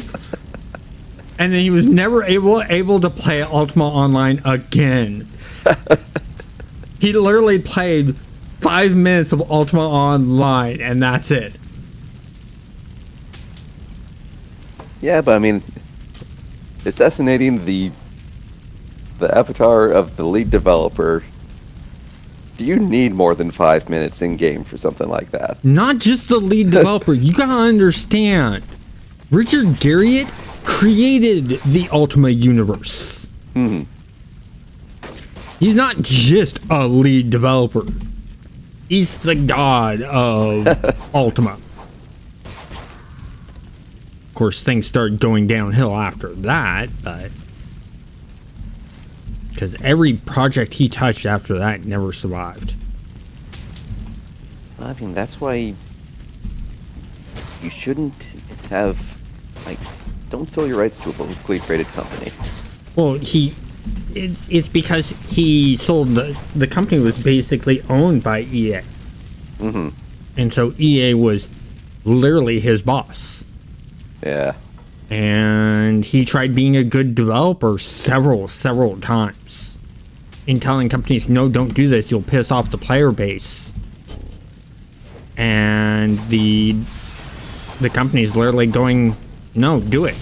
I mean, he had to resign from being the head of Origins, the creator of Ultima and Ultima Online, because they want him to do something with Ultima 9, and he wasn't happy doing that. Mm-hmm.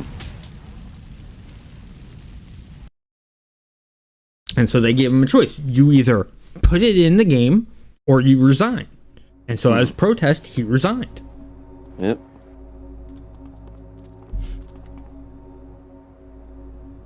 And of course, there's being canned by NCSoft from Tabula Rasa while he was in quarantine after coming back from space. That sucked. And Tabula Rasa, of course, shutting down. Yeah, very soon after that happened. Yep. Gee, I wonder why. I mean, it wasn't top tier MMO. It still had a bunch of rough edges, but it was fun, and it had a lot of promise there. It did.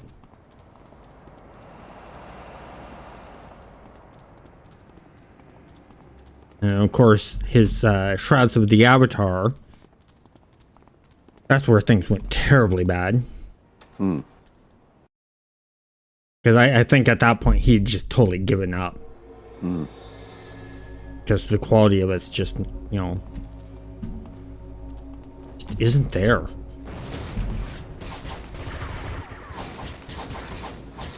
I mean, you can only pour your soul into stuff for so long before you get burnt Yeah. out on the entire process. Especially when you keep getting just bent over because of it. Yeah.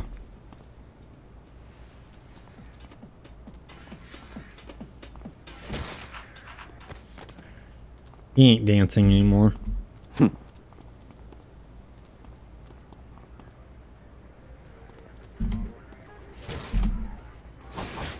So can't wait for Assassinate.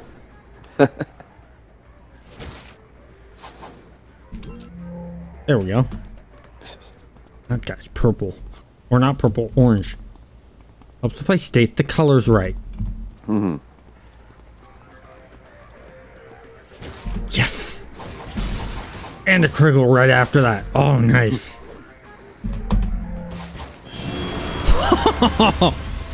Every one of my main hits landed as a crit. Nice. Now you just need to run the dance mode so you can have the conga rat. Yeah. The reason I was laughing was he pulled out a sledgehammer as he was dying. Yeah, the secret weapon was brought out just a little too late.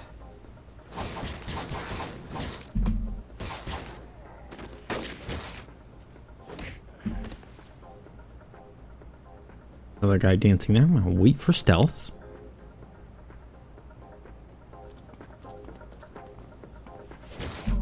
There we go. I may not have assassination. I'm gonna treat that one power as if I do.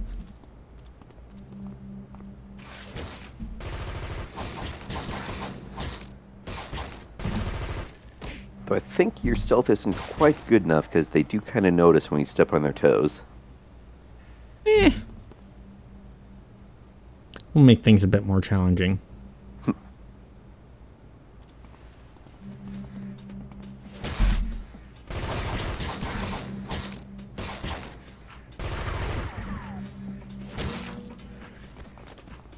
Go. Let's get some experience or influence, whichever this is. It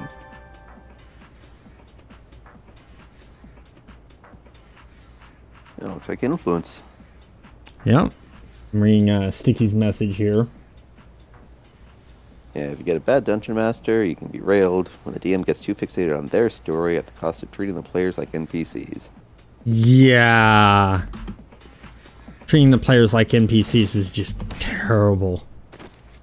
Yeah, I mean, there's always a temptation there of, okay, I'm the GM, I've got a story I want to tell, but you can never rely on the players doing what you want them to do.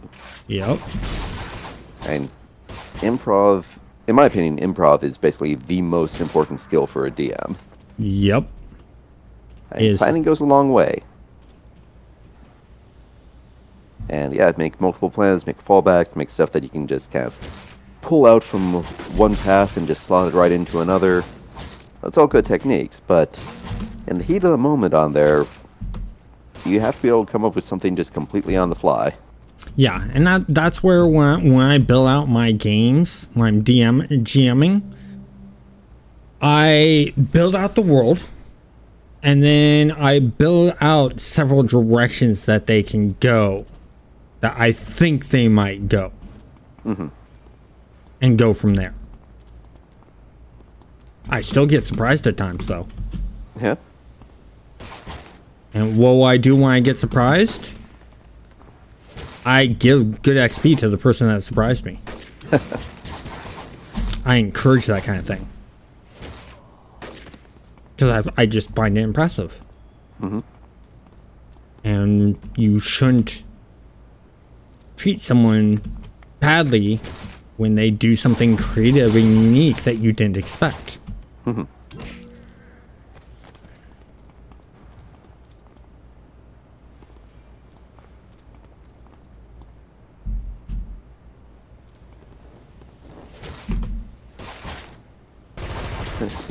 One-shot encounter with one who is 1. No fancy races, humans only. 2. No alignments.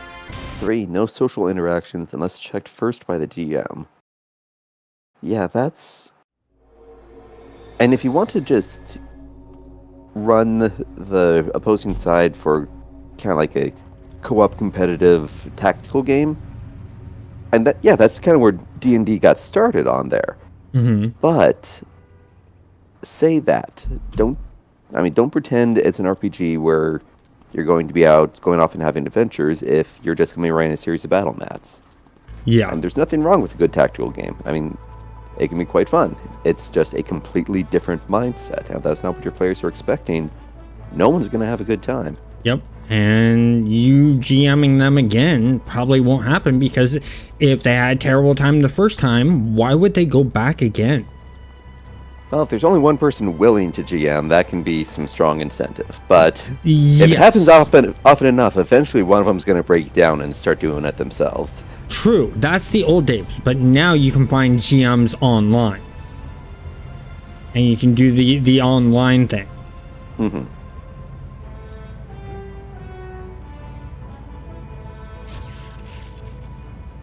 Let's see, let's add to health.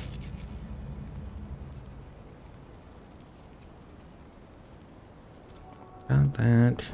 Let's go here. Let's see what enhancements we have and what we can use. Enhanced damage. Let's put that there. That to there. Go tier 2. Can't use that. Can't use that. Okay. We're gonna sell everything off. Ooh, what is in need? This has enhanced defense. Recharge. Okay, so enhanced defense.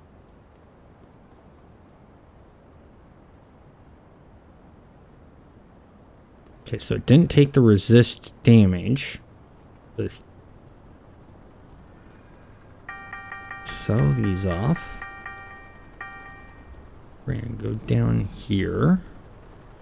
Yeah. You do have an Awaken. That's just taking up useless space for you. Yeah, I will sell off that Awaken. That Awaken's gone. That way I don't accidentally use it. Yeah. No temptation. Yep. Okay, it was a resist damage that we sold. So we're gonna go up here. And we'll use a defense buff. A couple of those. Need an accuracy.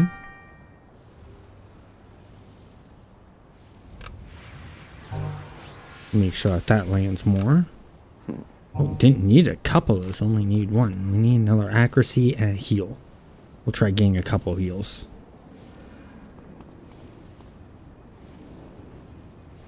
Let's sell that off. Need another accuracy. We were able to get one heal. Put the accuracy in here. Heal. We'll go here. Okay, there we go. So let's go to Twin Shot here.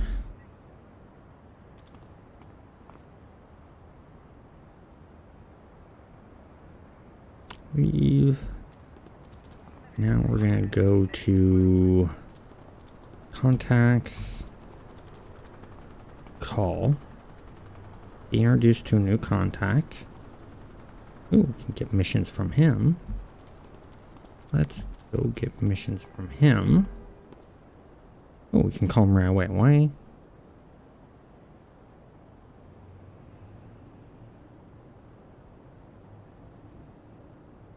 Okay, there we go for that. Now we go contacts. Talk to her.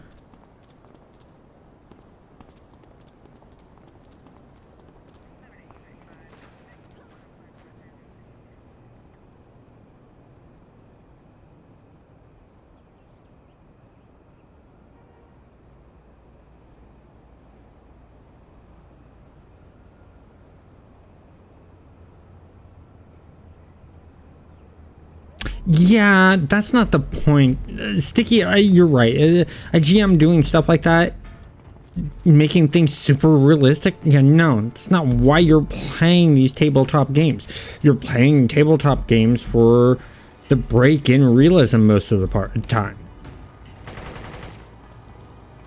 I mean, there are those historical pen and paper role playing games and those modern pen and paper role playing games that you can play that, yeah, have a bit more of that feel to them. But if you're playing something like Dungeons and Dragons, you're playing something like Shadowrun, you're not supposed to have realism.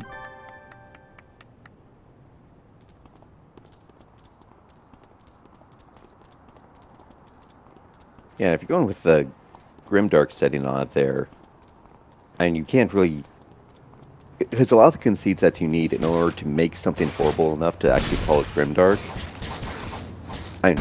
they'll come as a surprise to pessimists on there, but a realistic setting will basically... Anyone that's trying to set up the sorts of structures necessary for that setting, they'll wind up collapsing under their own weight on it there. If you apply the right type of logic to it, you realize, wait, you can't have a society that functions under these rules. So if you say that this is the point that cannot change, then you have to keep in mind everything that's going to follow because of that, and that's just not compatible with a lot of the ideas that you're going to want to use. So you have to pick something different on there. Yep.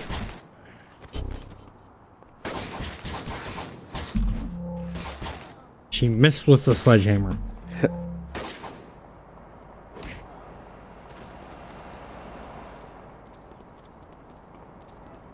I wonder if the developers heard me talking about the spawn rate of this and increased the spawn rate. Or it might just be off peak hours for them. Yeah. Getting pushed around by a librarian. Hey, they can be mean with that. I said you.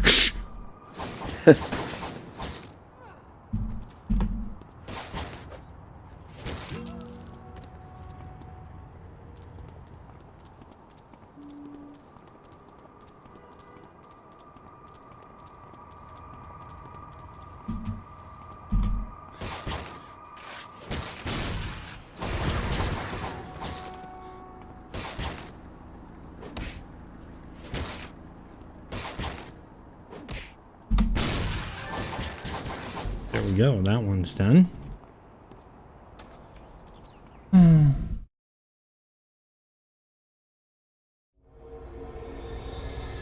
Oh, what happened to Positive Gamer will never, ever happen to me. Reason why is I won't let it affect me. They can say and try to do everything they want. I've had people who downvoted my videos just because they don't like the sound of my voice. And things like that. Fine. That's their opinion. Is it going to stop me? No. Is a community of one server, even if it's the most popular server game I cover, going to stop me? No. And I've put things into effect that are protecting me. You know, I put things into effect that make it a lot safer. You know, in fact, actually, I need to call the police department to re-update them and let them know I'm still doing this. And the reason I contact the police department is I let them know that I'm a streamer, so if they get a call that goes to my address, they know, oh, this is a streamer. Let's not bum rush in. You know, and that's just because of the history of swatting. And how it all got started.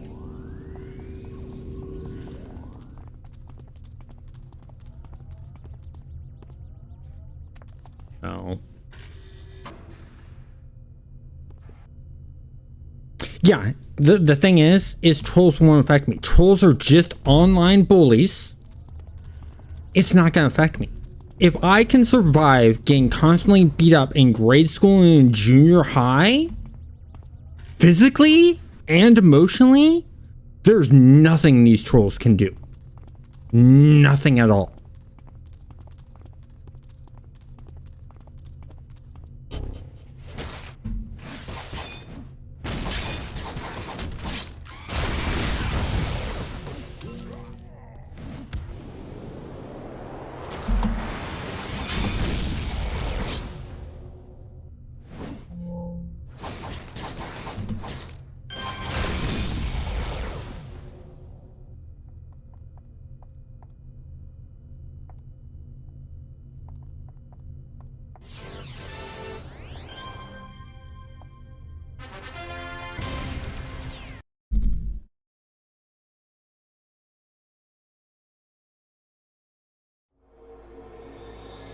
Yeah, and being doxxed, here's the thing. There's now laws in effect about being doxxed. And so if I end up getting doxxed, guess what? That person that doxxed, it's an actual federal crime to dox someone now. It is illegal to dox someone.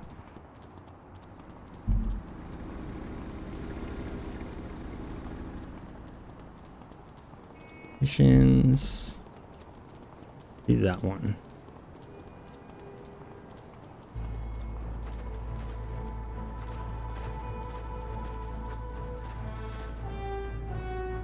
So I'm also not worried, about that, because I will take legal action. I mean, I had to take legal action against my teacher in high school because he wasn't teaching me anything. I actually had to get a lawyer and threaten to sue my teacher because he would not let me learn, even though I wanted to learn. I had to force legally to get him to teach me. How freaking sad is that? Now, this happened just before Bill Clinton signed the No Child Left Behind Act. Shortly after that, I was protected by federal law, which that law is amazing.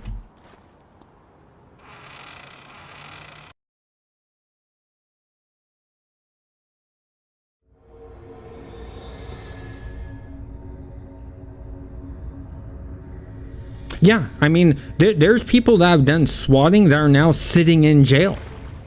No one got harmed, but they're staying in jail. Why? Because someone else did a SWAT and innocent people got harmed. And so that's where the government looked at it and said, okay, this is getting bad. This is getting out of control. We need to do something about this.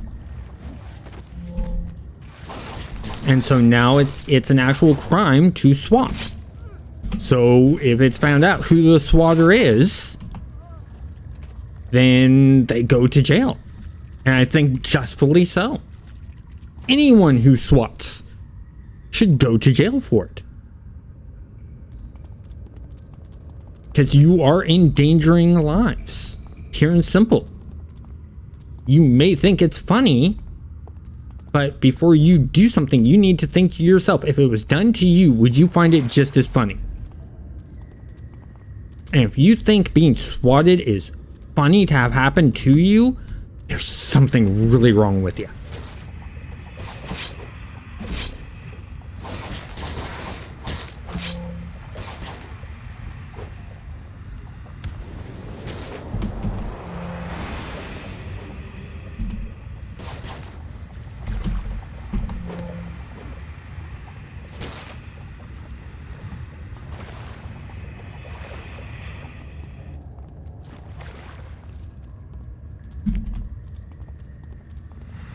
Here, so it just loops around.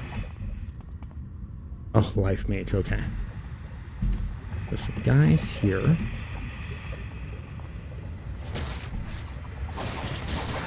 Oh, nice! The critical went off on the other one.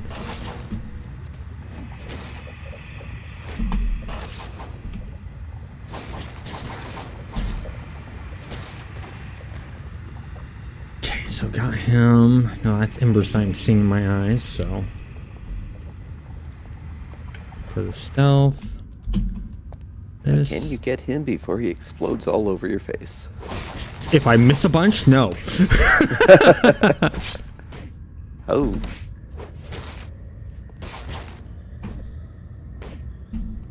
Little rat boy even lasts a single stream.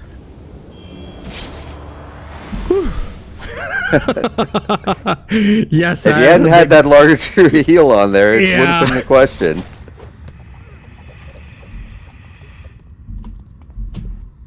Starting to think I should have taken regeneration instead. But Oh, early no. levels regen is actually worse because you don't even have damage mitigation. Yeah, true. Because it takes a few dedicated slots in the single origins to make fast heal actually useful in combat itself. Otherwise, it mostly just cuts down on your downtime. Yeah. Another life mage over there. I'm gonna wait until we rest up, and then I'm gonna boost up on accuracies. We got so many accuracies. I'm gonna throw down 3 accuracies.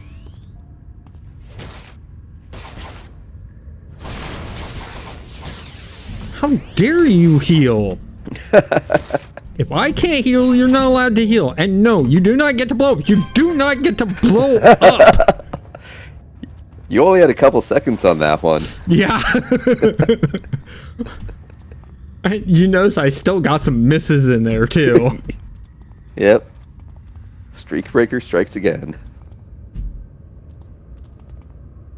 I think that's something you'll be definitely coding into your game.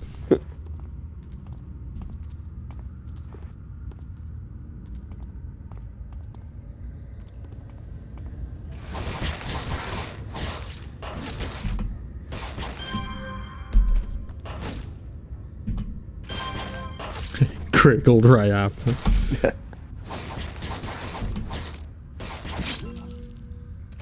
There we Yeah, go. you gain a little more variety in your inspirations. Yeah. Instead of accuracy, here's the health.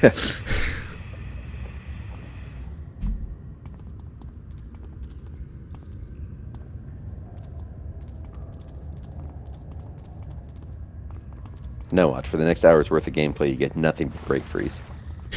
Oh, God. Hey, I'm fine with breakthroughs. I can use them. It's the revives I can't use. So if I get nothing but revives, at that point in time, I'm going to double check and make sure you're not coder for one of the servers.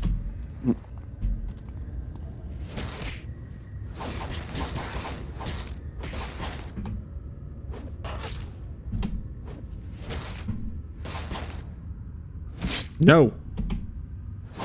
No. Bad life mate, you are not allowed to explode. It's a no-no. Why? Because it would kill me.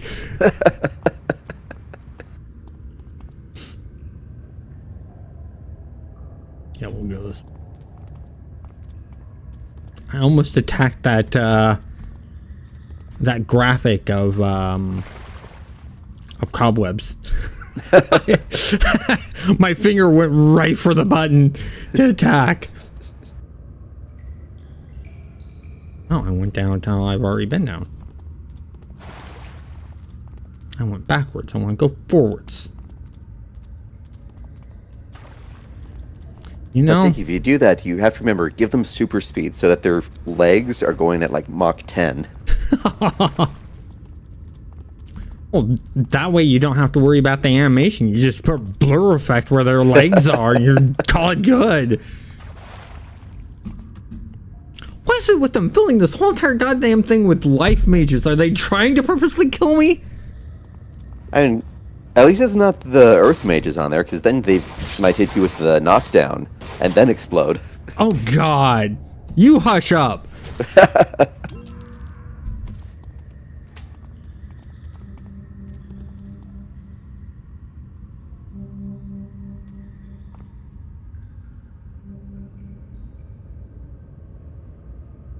Okay, there's that part. Now we just need to find what's his name, which is right there.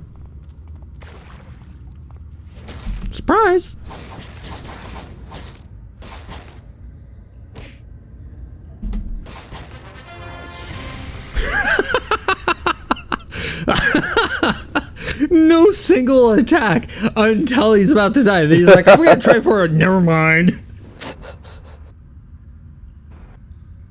Oh, rune mages. Oh. What is it with you guys trying to make this worse? I'm telling you, one of these days I want to develop a game that is so reliant on like Twitch commands. I want YouTube to put in the same thing, where you can do Twitch commands and just make a game where it's heavy on commands and stuff like that. Because I watched people play that stuff, and oh man, it's fun watching chat just mess with someone playing a game.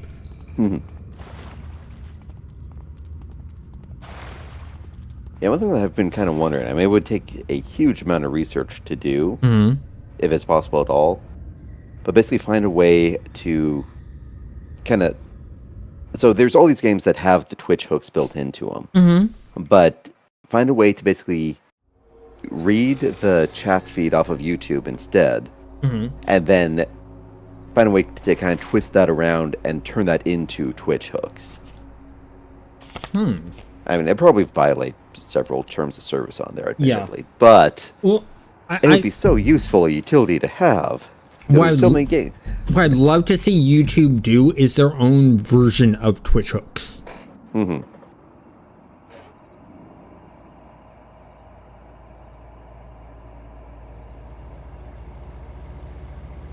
Yes. Okay, gotta go back to here. Talk to him, get a mission.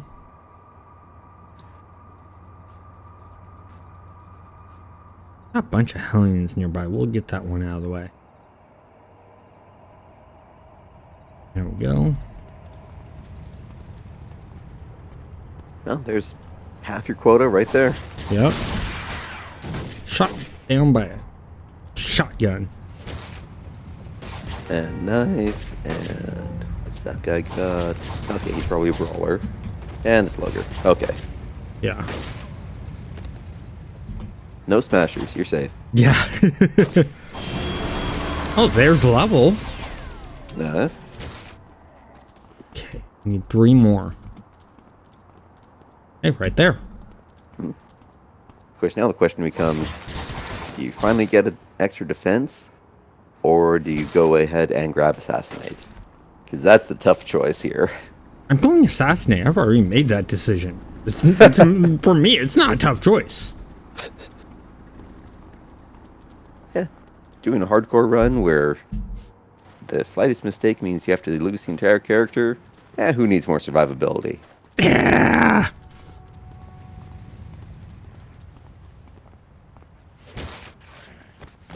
Hey, if they're down on the ground in one shot for the biggest, hardest guys in the group, that is survivability. So I am, in a way, thinking of survivability.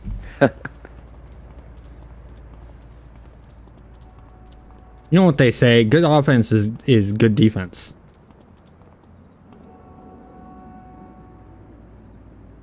I'm just hearing that your primary concern is big, hard guys. God damn it!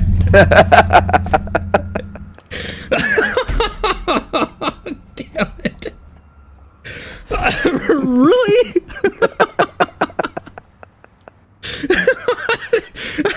I just couldn't respond to someone. God damn it! Oh! I just love sniping people with jokes like that. Damn. How many times have you done stuff like that to other streamers?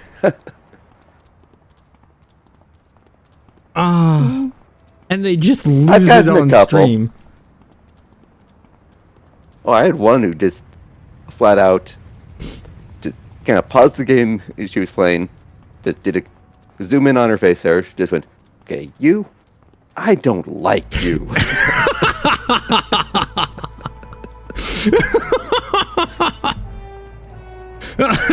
It was great. It makes for great content. Like I wouldn't be surprised if someone clips that section that just happened, where all I am is just, God damn it, you hear the pound of the desk. I wouldn't be mad at all. And just like that streamer where she's like, I don't like you. She's not being honest. She's doing it because she knows it'll make good content. She's I could hear the laugh in there. Yeah, exactly. The good viewers know when a streamer is just they're being sarcastic, ironic, and things like that.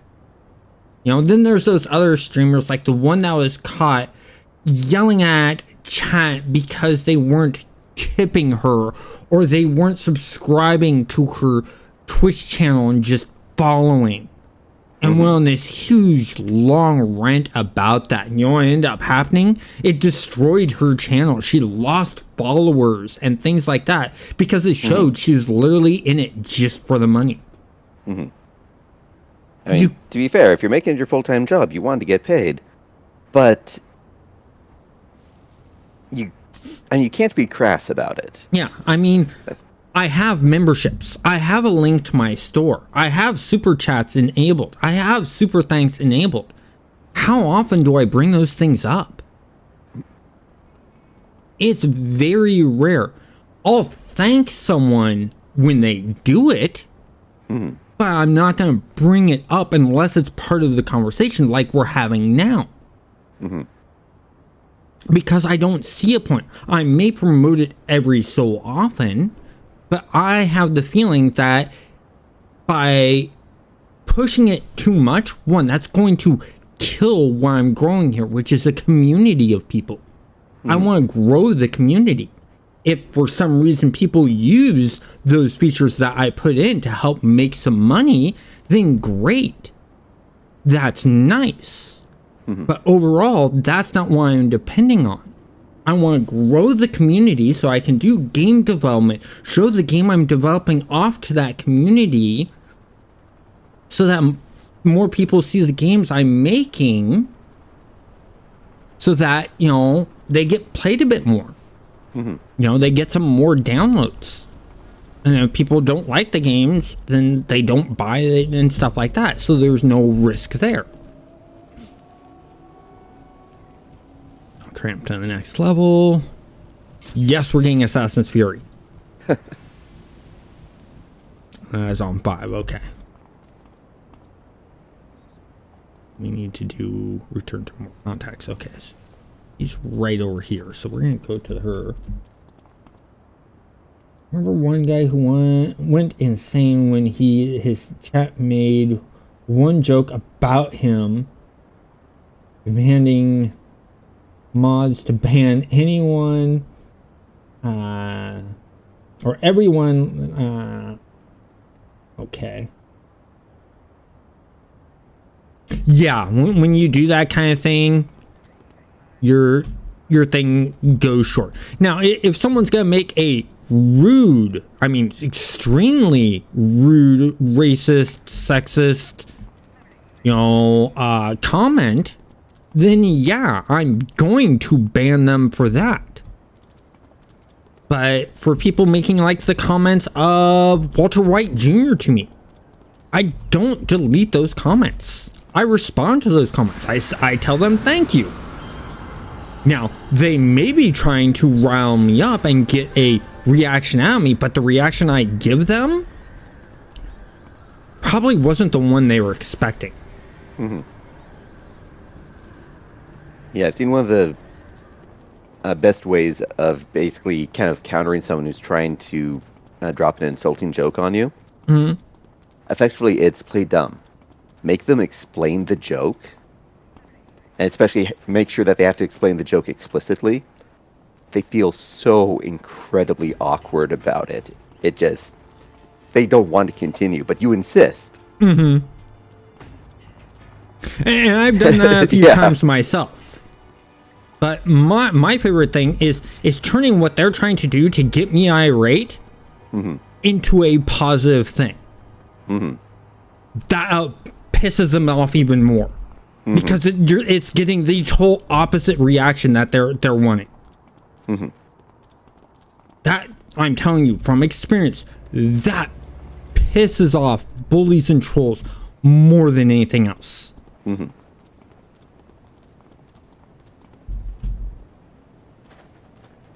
I mean, and the way I learned that was in high school. I had someone who wanted to beat me up because they thought I framed them for a drug thing, and I didn't, but they thought I did. So they said, I'm gonna fight you after school. And I'm like, okay. They brought a baseball bat. I have cerebral palsy. You can see by my walk, and they know I don't have good bounce. And they brought a baseball bat. I didn't run away. I just looked at him and I said, look, you want to fight? We'll fight. You brought a baseball bat and have a baseball bat in your hand to fight someone with a disability, a disadvantage against you fighting. And you brought a baseball bat. Tell you what, if you're that scared of me, how about you drop the bat and I'll just let you beat the snot out of me. However you use the bat, I will beat the living snot out of you and make you look even worse because you couldn't beat someone up with a baseball bat that has a disability. You know what they ended up doing? They dropped the baseball bat and walked away. There was no fight. Why? Because I humiliated and embarrassed them in front of a crowd. You do that to a bully, you win. Because they're trying to embarrass you and make you look bad to make themselves feel better. Admittedly, you have to get one that's aware enough to realize that you've put them in a situation where there's no way they look good. If you have someone who's just straight vicious and isn't wanting to beat you up because they want kind of the achievement of it, they're just beating you up because they want to hurt people, that's going to backfire. It is, and that's the reason why I learned self-defense. And that's the reason why I'm careful and I choose how to do this. The person that was doing this, I knew was not someone who is going to take action on it. I knew they weren't a violent person for violence sake. I knew they were just pissed at the situation that they were in and didn't want to take blame for their own actions. They were trying to get the school to make me look like the bad guy.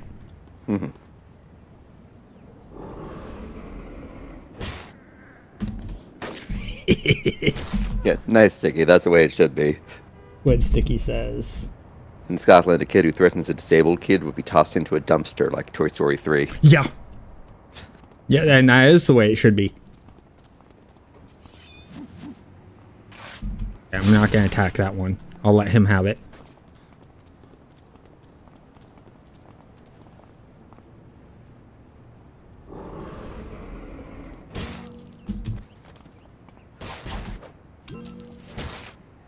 There we go.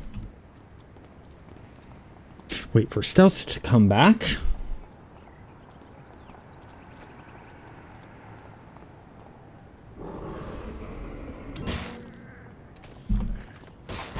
Yeah, that's some pretty good damage there. Oh yeah. I haven't even slotted it yet, which is what's even more impressive. More.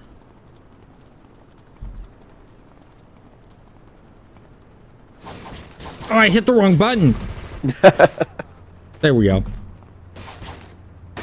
Yeah, so nice thing about the Assassin Strikes are you can still use them in regular combat without the charge up. They're just basically a moderate grade attack at that point. Yes, they're extremely powerful when stealth, though. They're god tier power when stealth. Yeah. But it's not like they're useless outside of it. Yeah. Well, what I really like is the fact that they made it be really, really powerful by every so often you get that yellow circle around it while doing combat, which means the the guaranteed crit will take off if you use it while it's highlighted in that yellow. Problem is it's got that bit of a recharge time that most of the time when I see that yellow outline goes away before it's fully recharged and I can't use it. I'm just like, oh.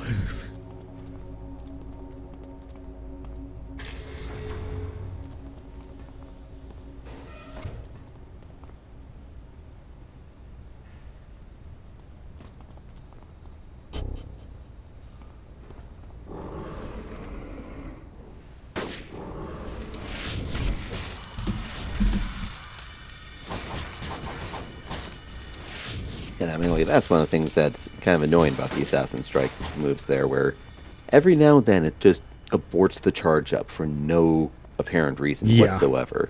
It's like, oh, you inhaled when you should have exhaled. Restart. Exactly. Like that right there. Oh, no, it did go off. And the fear. Yeah. Didn't fear the slammer. Yeah, so what? Slammer's still down.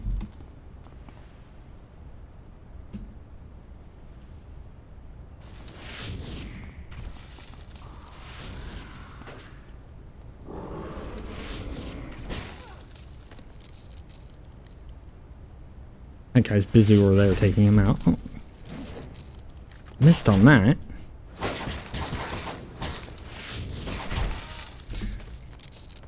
There we go. Finally got it to work. Completely unrelated fight, but hey, it still counts. It's the same fight. We're still fighting.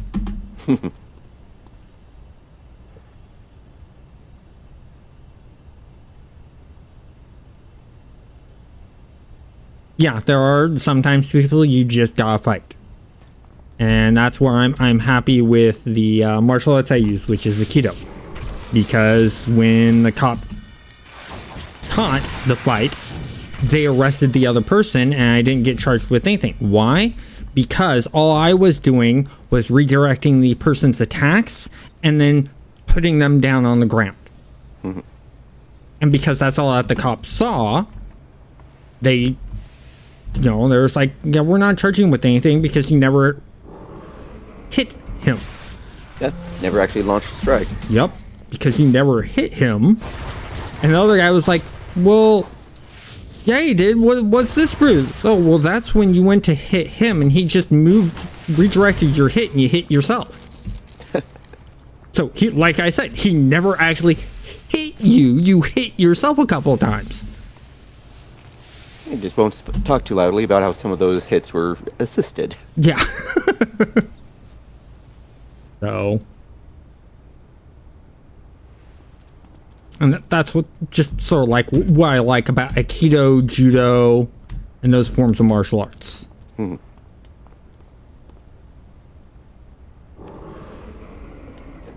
Oh, it missed! Son of a... First thing that's going on to it, accuracies. I do like one of the descriptions I've heard from Judo about Judo a few times on there. The art of gently folding clothes while they're still being worn. Yeah. Very true.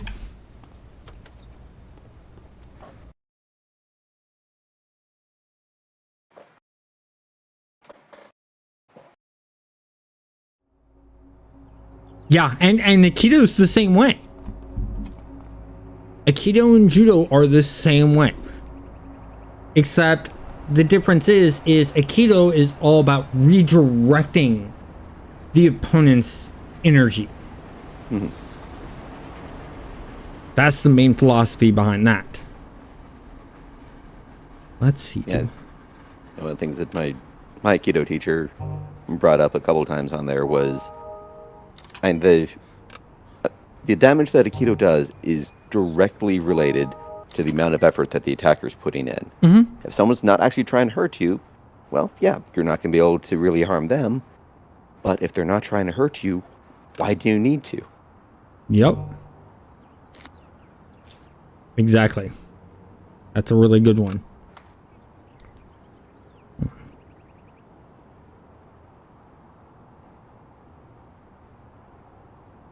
Okay, good. I can. I was like, wait a second, why can't I put the accuracy on there? I think I grabbed the grenade one instead of the other one. Contact. Just got level 7. Okay, we need to go and slot things up. I'm going to put 2 into assassinate. And both of those 2 are going to be damages.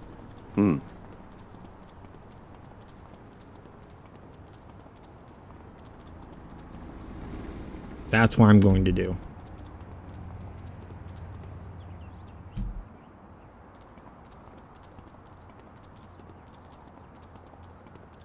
Run all the way over here. Yes, again, kind of the best, honestly, well, I think some of the best part about a good martial arts course is, I mean, it's only half of it is about how to fight. The other chunk is why to. And honestly, for anything where you're looking at use of force, knowing why you're going to use it, when is it actually appropriate to, like how far can you go, knowing that is honestly more important than how to do the damage itself. Exactly. I mean, I didn't go into martial arts for the purpose on how to hurt someone else or even how to defend me. My main reason for going into martial arts was to help me with my balance. That was the heavy focus there.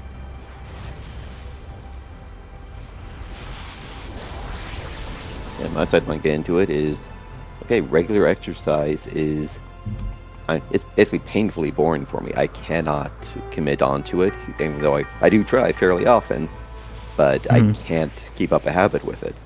But with martial arts, it's okay, you're learning a skill, you're practicing a skill. It serves enough multiple purposes that fitness from it is just, okay, that's an added benefit. Yeah. Well, it's also like when you got the electric bike. You saw it as a cheaper way of traveling and getting around. Yeah. Because you're not paying for all the gas. You're not paying for the high maintenance costs and things like that. And it's getting some exercise in while you're getting to where you need to go. Yeah. Now, admittedly, we just need to get out of winter so I can actually use it more often. Yes. Well, that's mainly my fault. For the pure simple fact that, you know, oh, I need to go talk to him. That's right. Yeah, You know. CC's helping me basically because I mean, if you heard him talking, you know that biking is a major passion of his on there. So he's offered to help me out with basically getting up to the point where I can do a 5 miles to work and then another 5 miles back later on in the day without any problems. Yeah. Since admittedly, yeah, I'm not at that point just yet. Well, most people aren't. And the thing that people don't understand is how you set up the bike to work well and get the most out of the bike is an important thing. A lot of people see those 10 speeds and stuff like that, and they see how the person's hunched over, and it's like, that's not for me. Well, then don't get that kind of bike. Get a cruiser bike instead, or like I did, a recumbent, where you sit back and reclined. And then you're totally comfortable. And also there's just the first time when we started trying biking on there, realized that, yeah, the bike that I had for basically ever since my first round of college on there, parents got me a bike to use to help with transportation.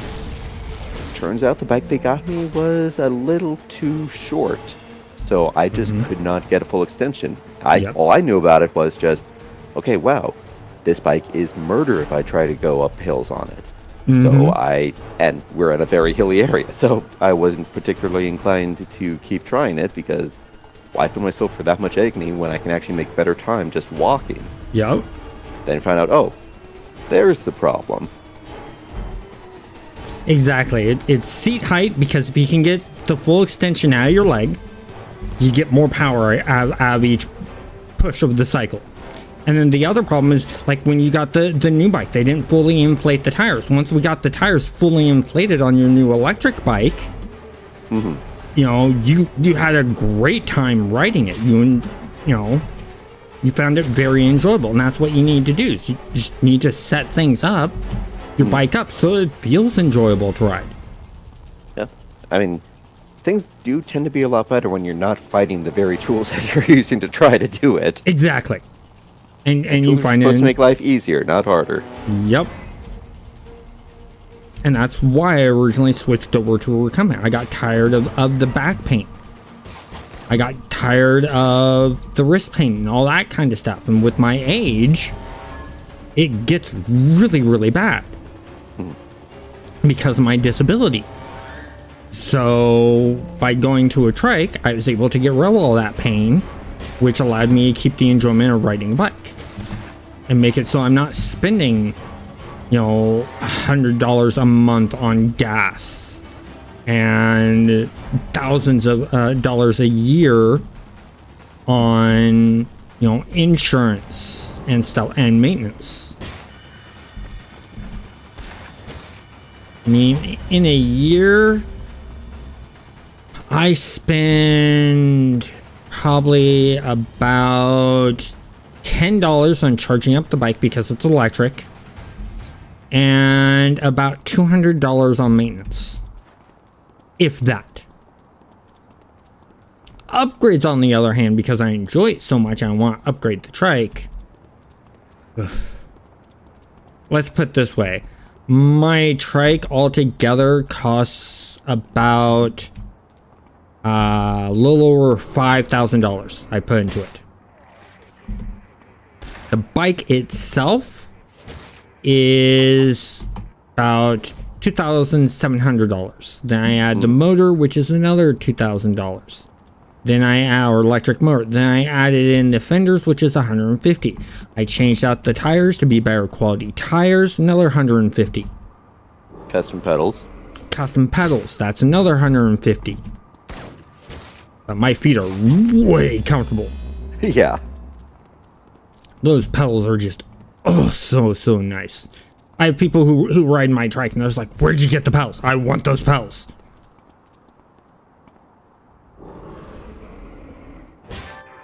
I mean, they don't look the greatest. They don't have a clip-in capability, but I can't use clip-ins anyway, so. And they're not that aerodynamic, but once I get the fairing pad on the trike, which is, once again, we're talking about another $1,000, the fairing will cover up those pedals. Yes, like any hobby, there's always lots of ways to spend lots more money on it than you first intended on there. And if it makes the quality of life better for it and you enjoy it overall, it's worth spending the money as long as you can actually spare it. yeah. Well, and that's the thing. I have expensive hobbies. There's the cycling. You like Warhammer. That says enough right there. Yeah. Video games. Been a while since you've played Magic, but that's another one. Yes. I'm still pissed I'm out thousands of dollars from someone stealing my Magic the Gathering cards.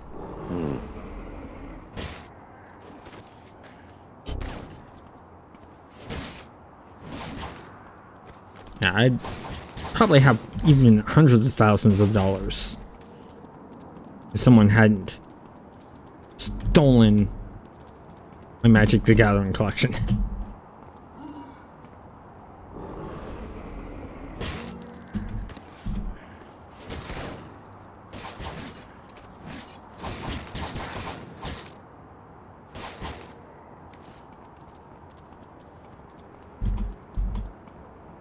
So how's Sticky doing so far, Sticky?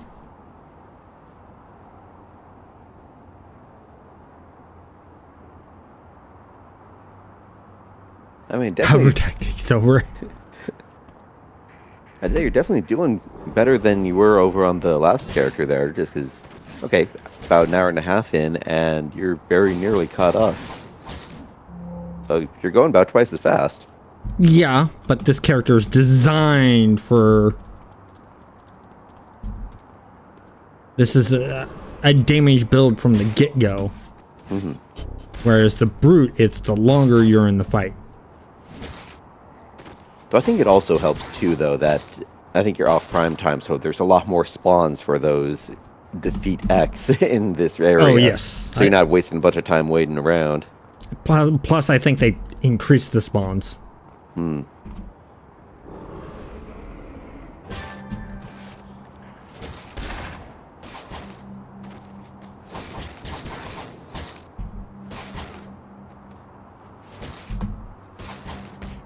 There we go. Yeah, when you're doing a couple of those flurries, it keeps making me think the shaving a haircut rhythm on it. Like slash, slash, slash, slash, slash, slash, slash.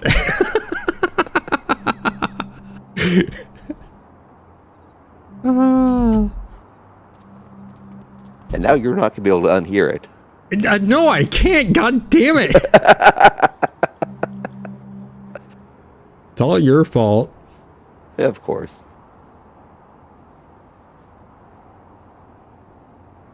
Sad thing is you know it is and you're damn proud of it. Exactly.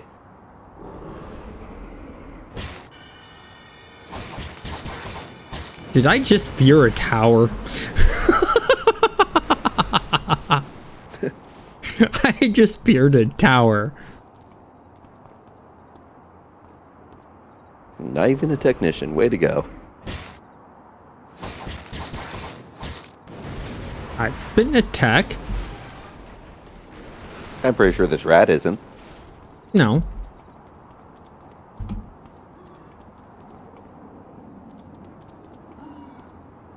I just need to clear these guys out.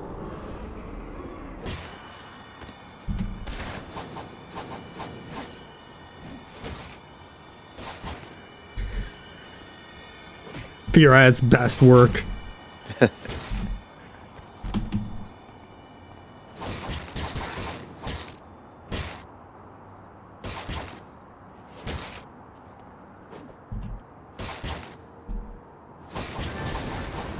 There we go. Hey, you have a point there, Sticky. What did he say? Rats are the natural predators of wires. Yes! Rats and squirrels. And rabbits. And rabbits.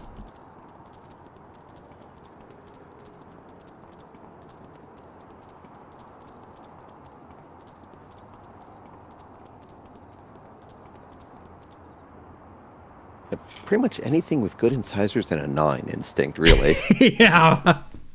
Beavers. Hmm.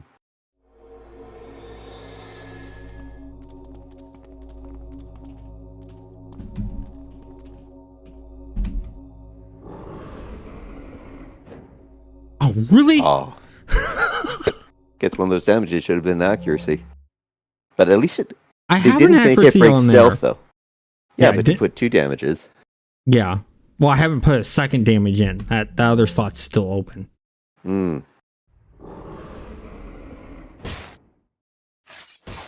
That's why I want the other slot to be damaged. Because with it being damaged, she would have been gone.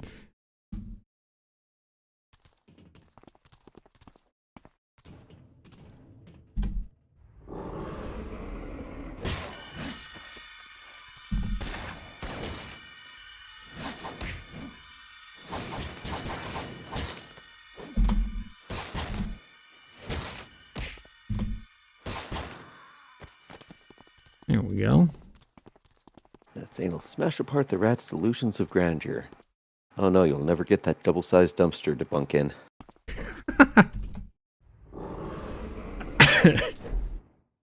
Simple rat with simple dreams. Yeah, this rat's dream is wishing that the assassin attack would hit every single time.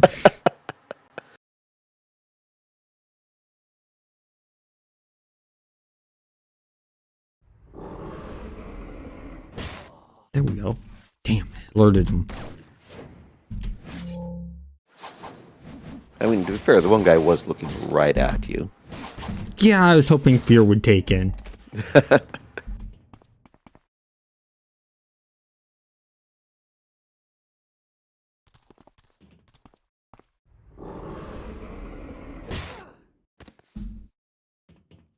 I love when I can do things like this. This isn't going to be fast gameplay. It's going to be tactical gameplay. Up until the roving patrol walks into you in the middle of a fight. Then it's going to become very frantic gameplay. Or I'm constantly whiffing. I think that's what I'm going to spend a lot of my time working on, is getting that whole entire whiff idea. I want to get that in there. Because I see sticky row coolness using it all the time. And the great thing is, this is not just meant for one game. It could be used for any game. Even when we're doing the pen and paper role-playing game stuff. You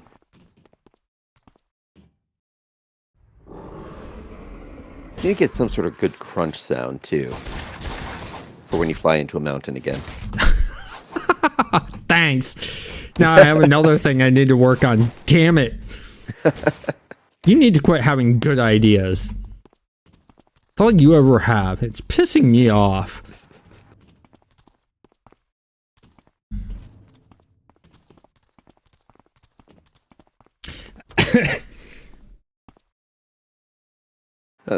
So Sticky's predicting the Arbiter fight in this mission is how your run ends. Ooh. What you want to bet on that, Sticky?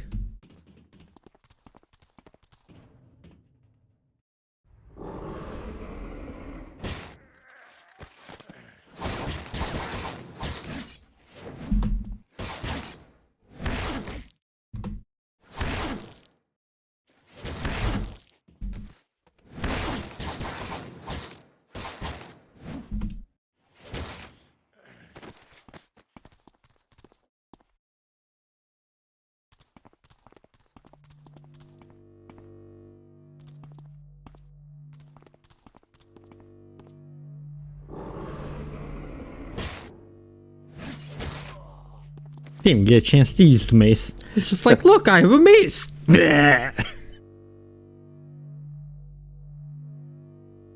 Oh, you weren't here earlier when I was doing a stream.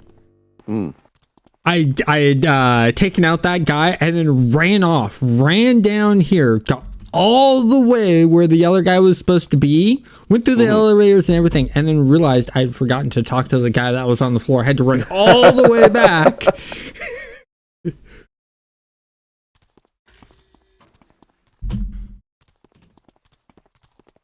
No, the family's not until way later on in here.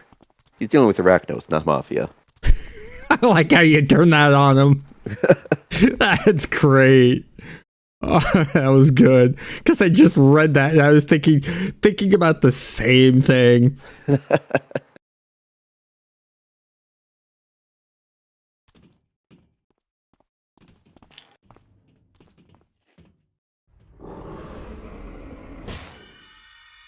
Oh, I feared him too. Still hit you with a grenade. Whoa! He got all twisted up. He folded him though. Damn! Folded like yesterday's laundry. He doesn't need anyone to play Twister with, that's for sure. He's his own game of Twister. Okay. Contacts. Oh, no.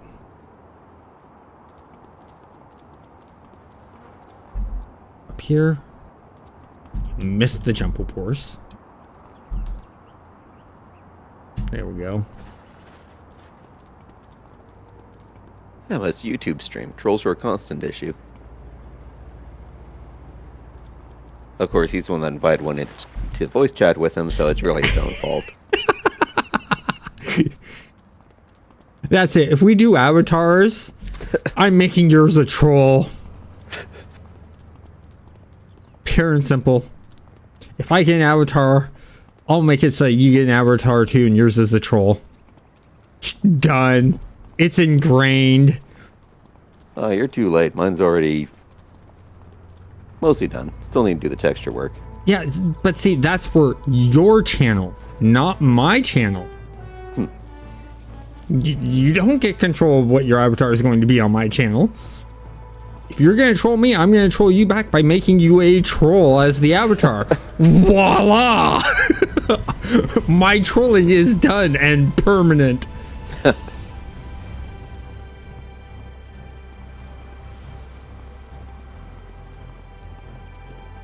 Oh, which did remind me what I wanted to suggest the other time for the space puppy avatar you were talking about. Corgi for the head. Corgi for the head. Oh.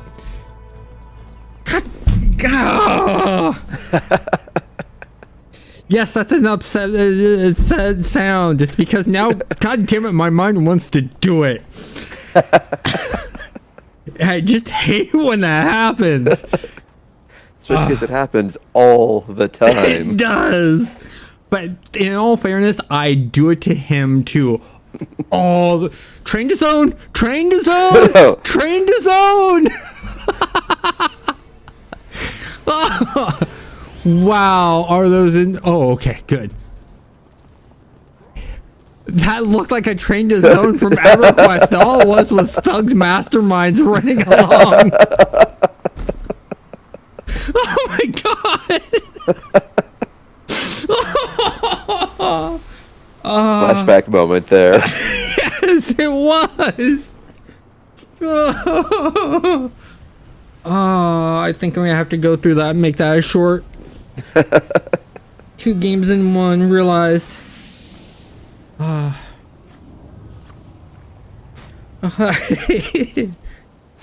Okay, well, I think I'm gonna call it good for now.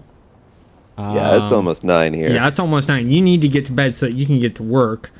I need to get to bed so that I can be well rested for tomorrow's stream, which, once again, we are finishing off and finalizing the stream starting soon screen, the stream ending screen, and the stream be right back. And if all that gets done, we're going to move into the 3D modeling of the weapons and shoulder pads for Thunder Spy.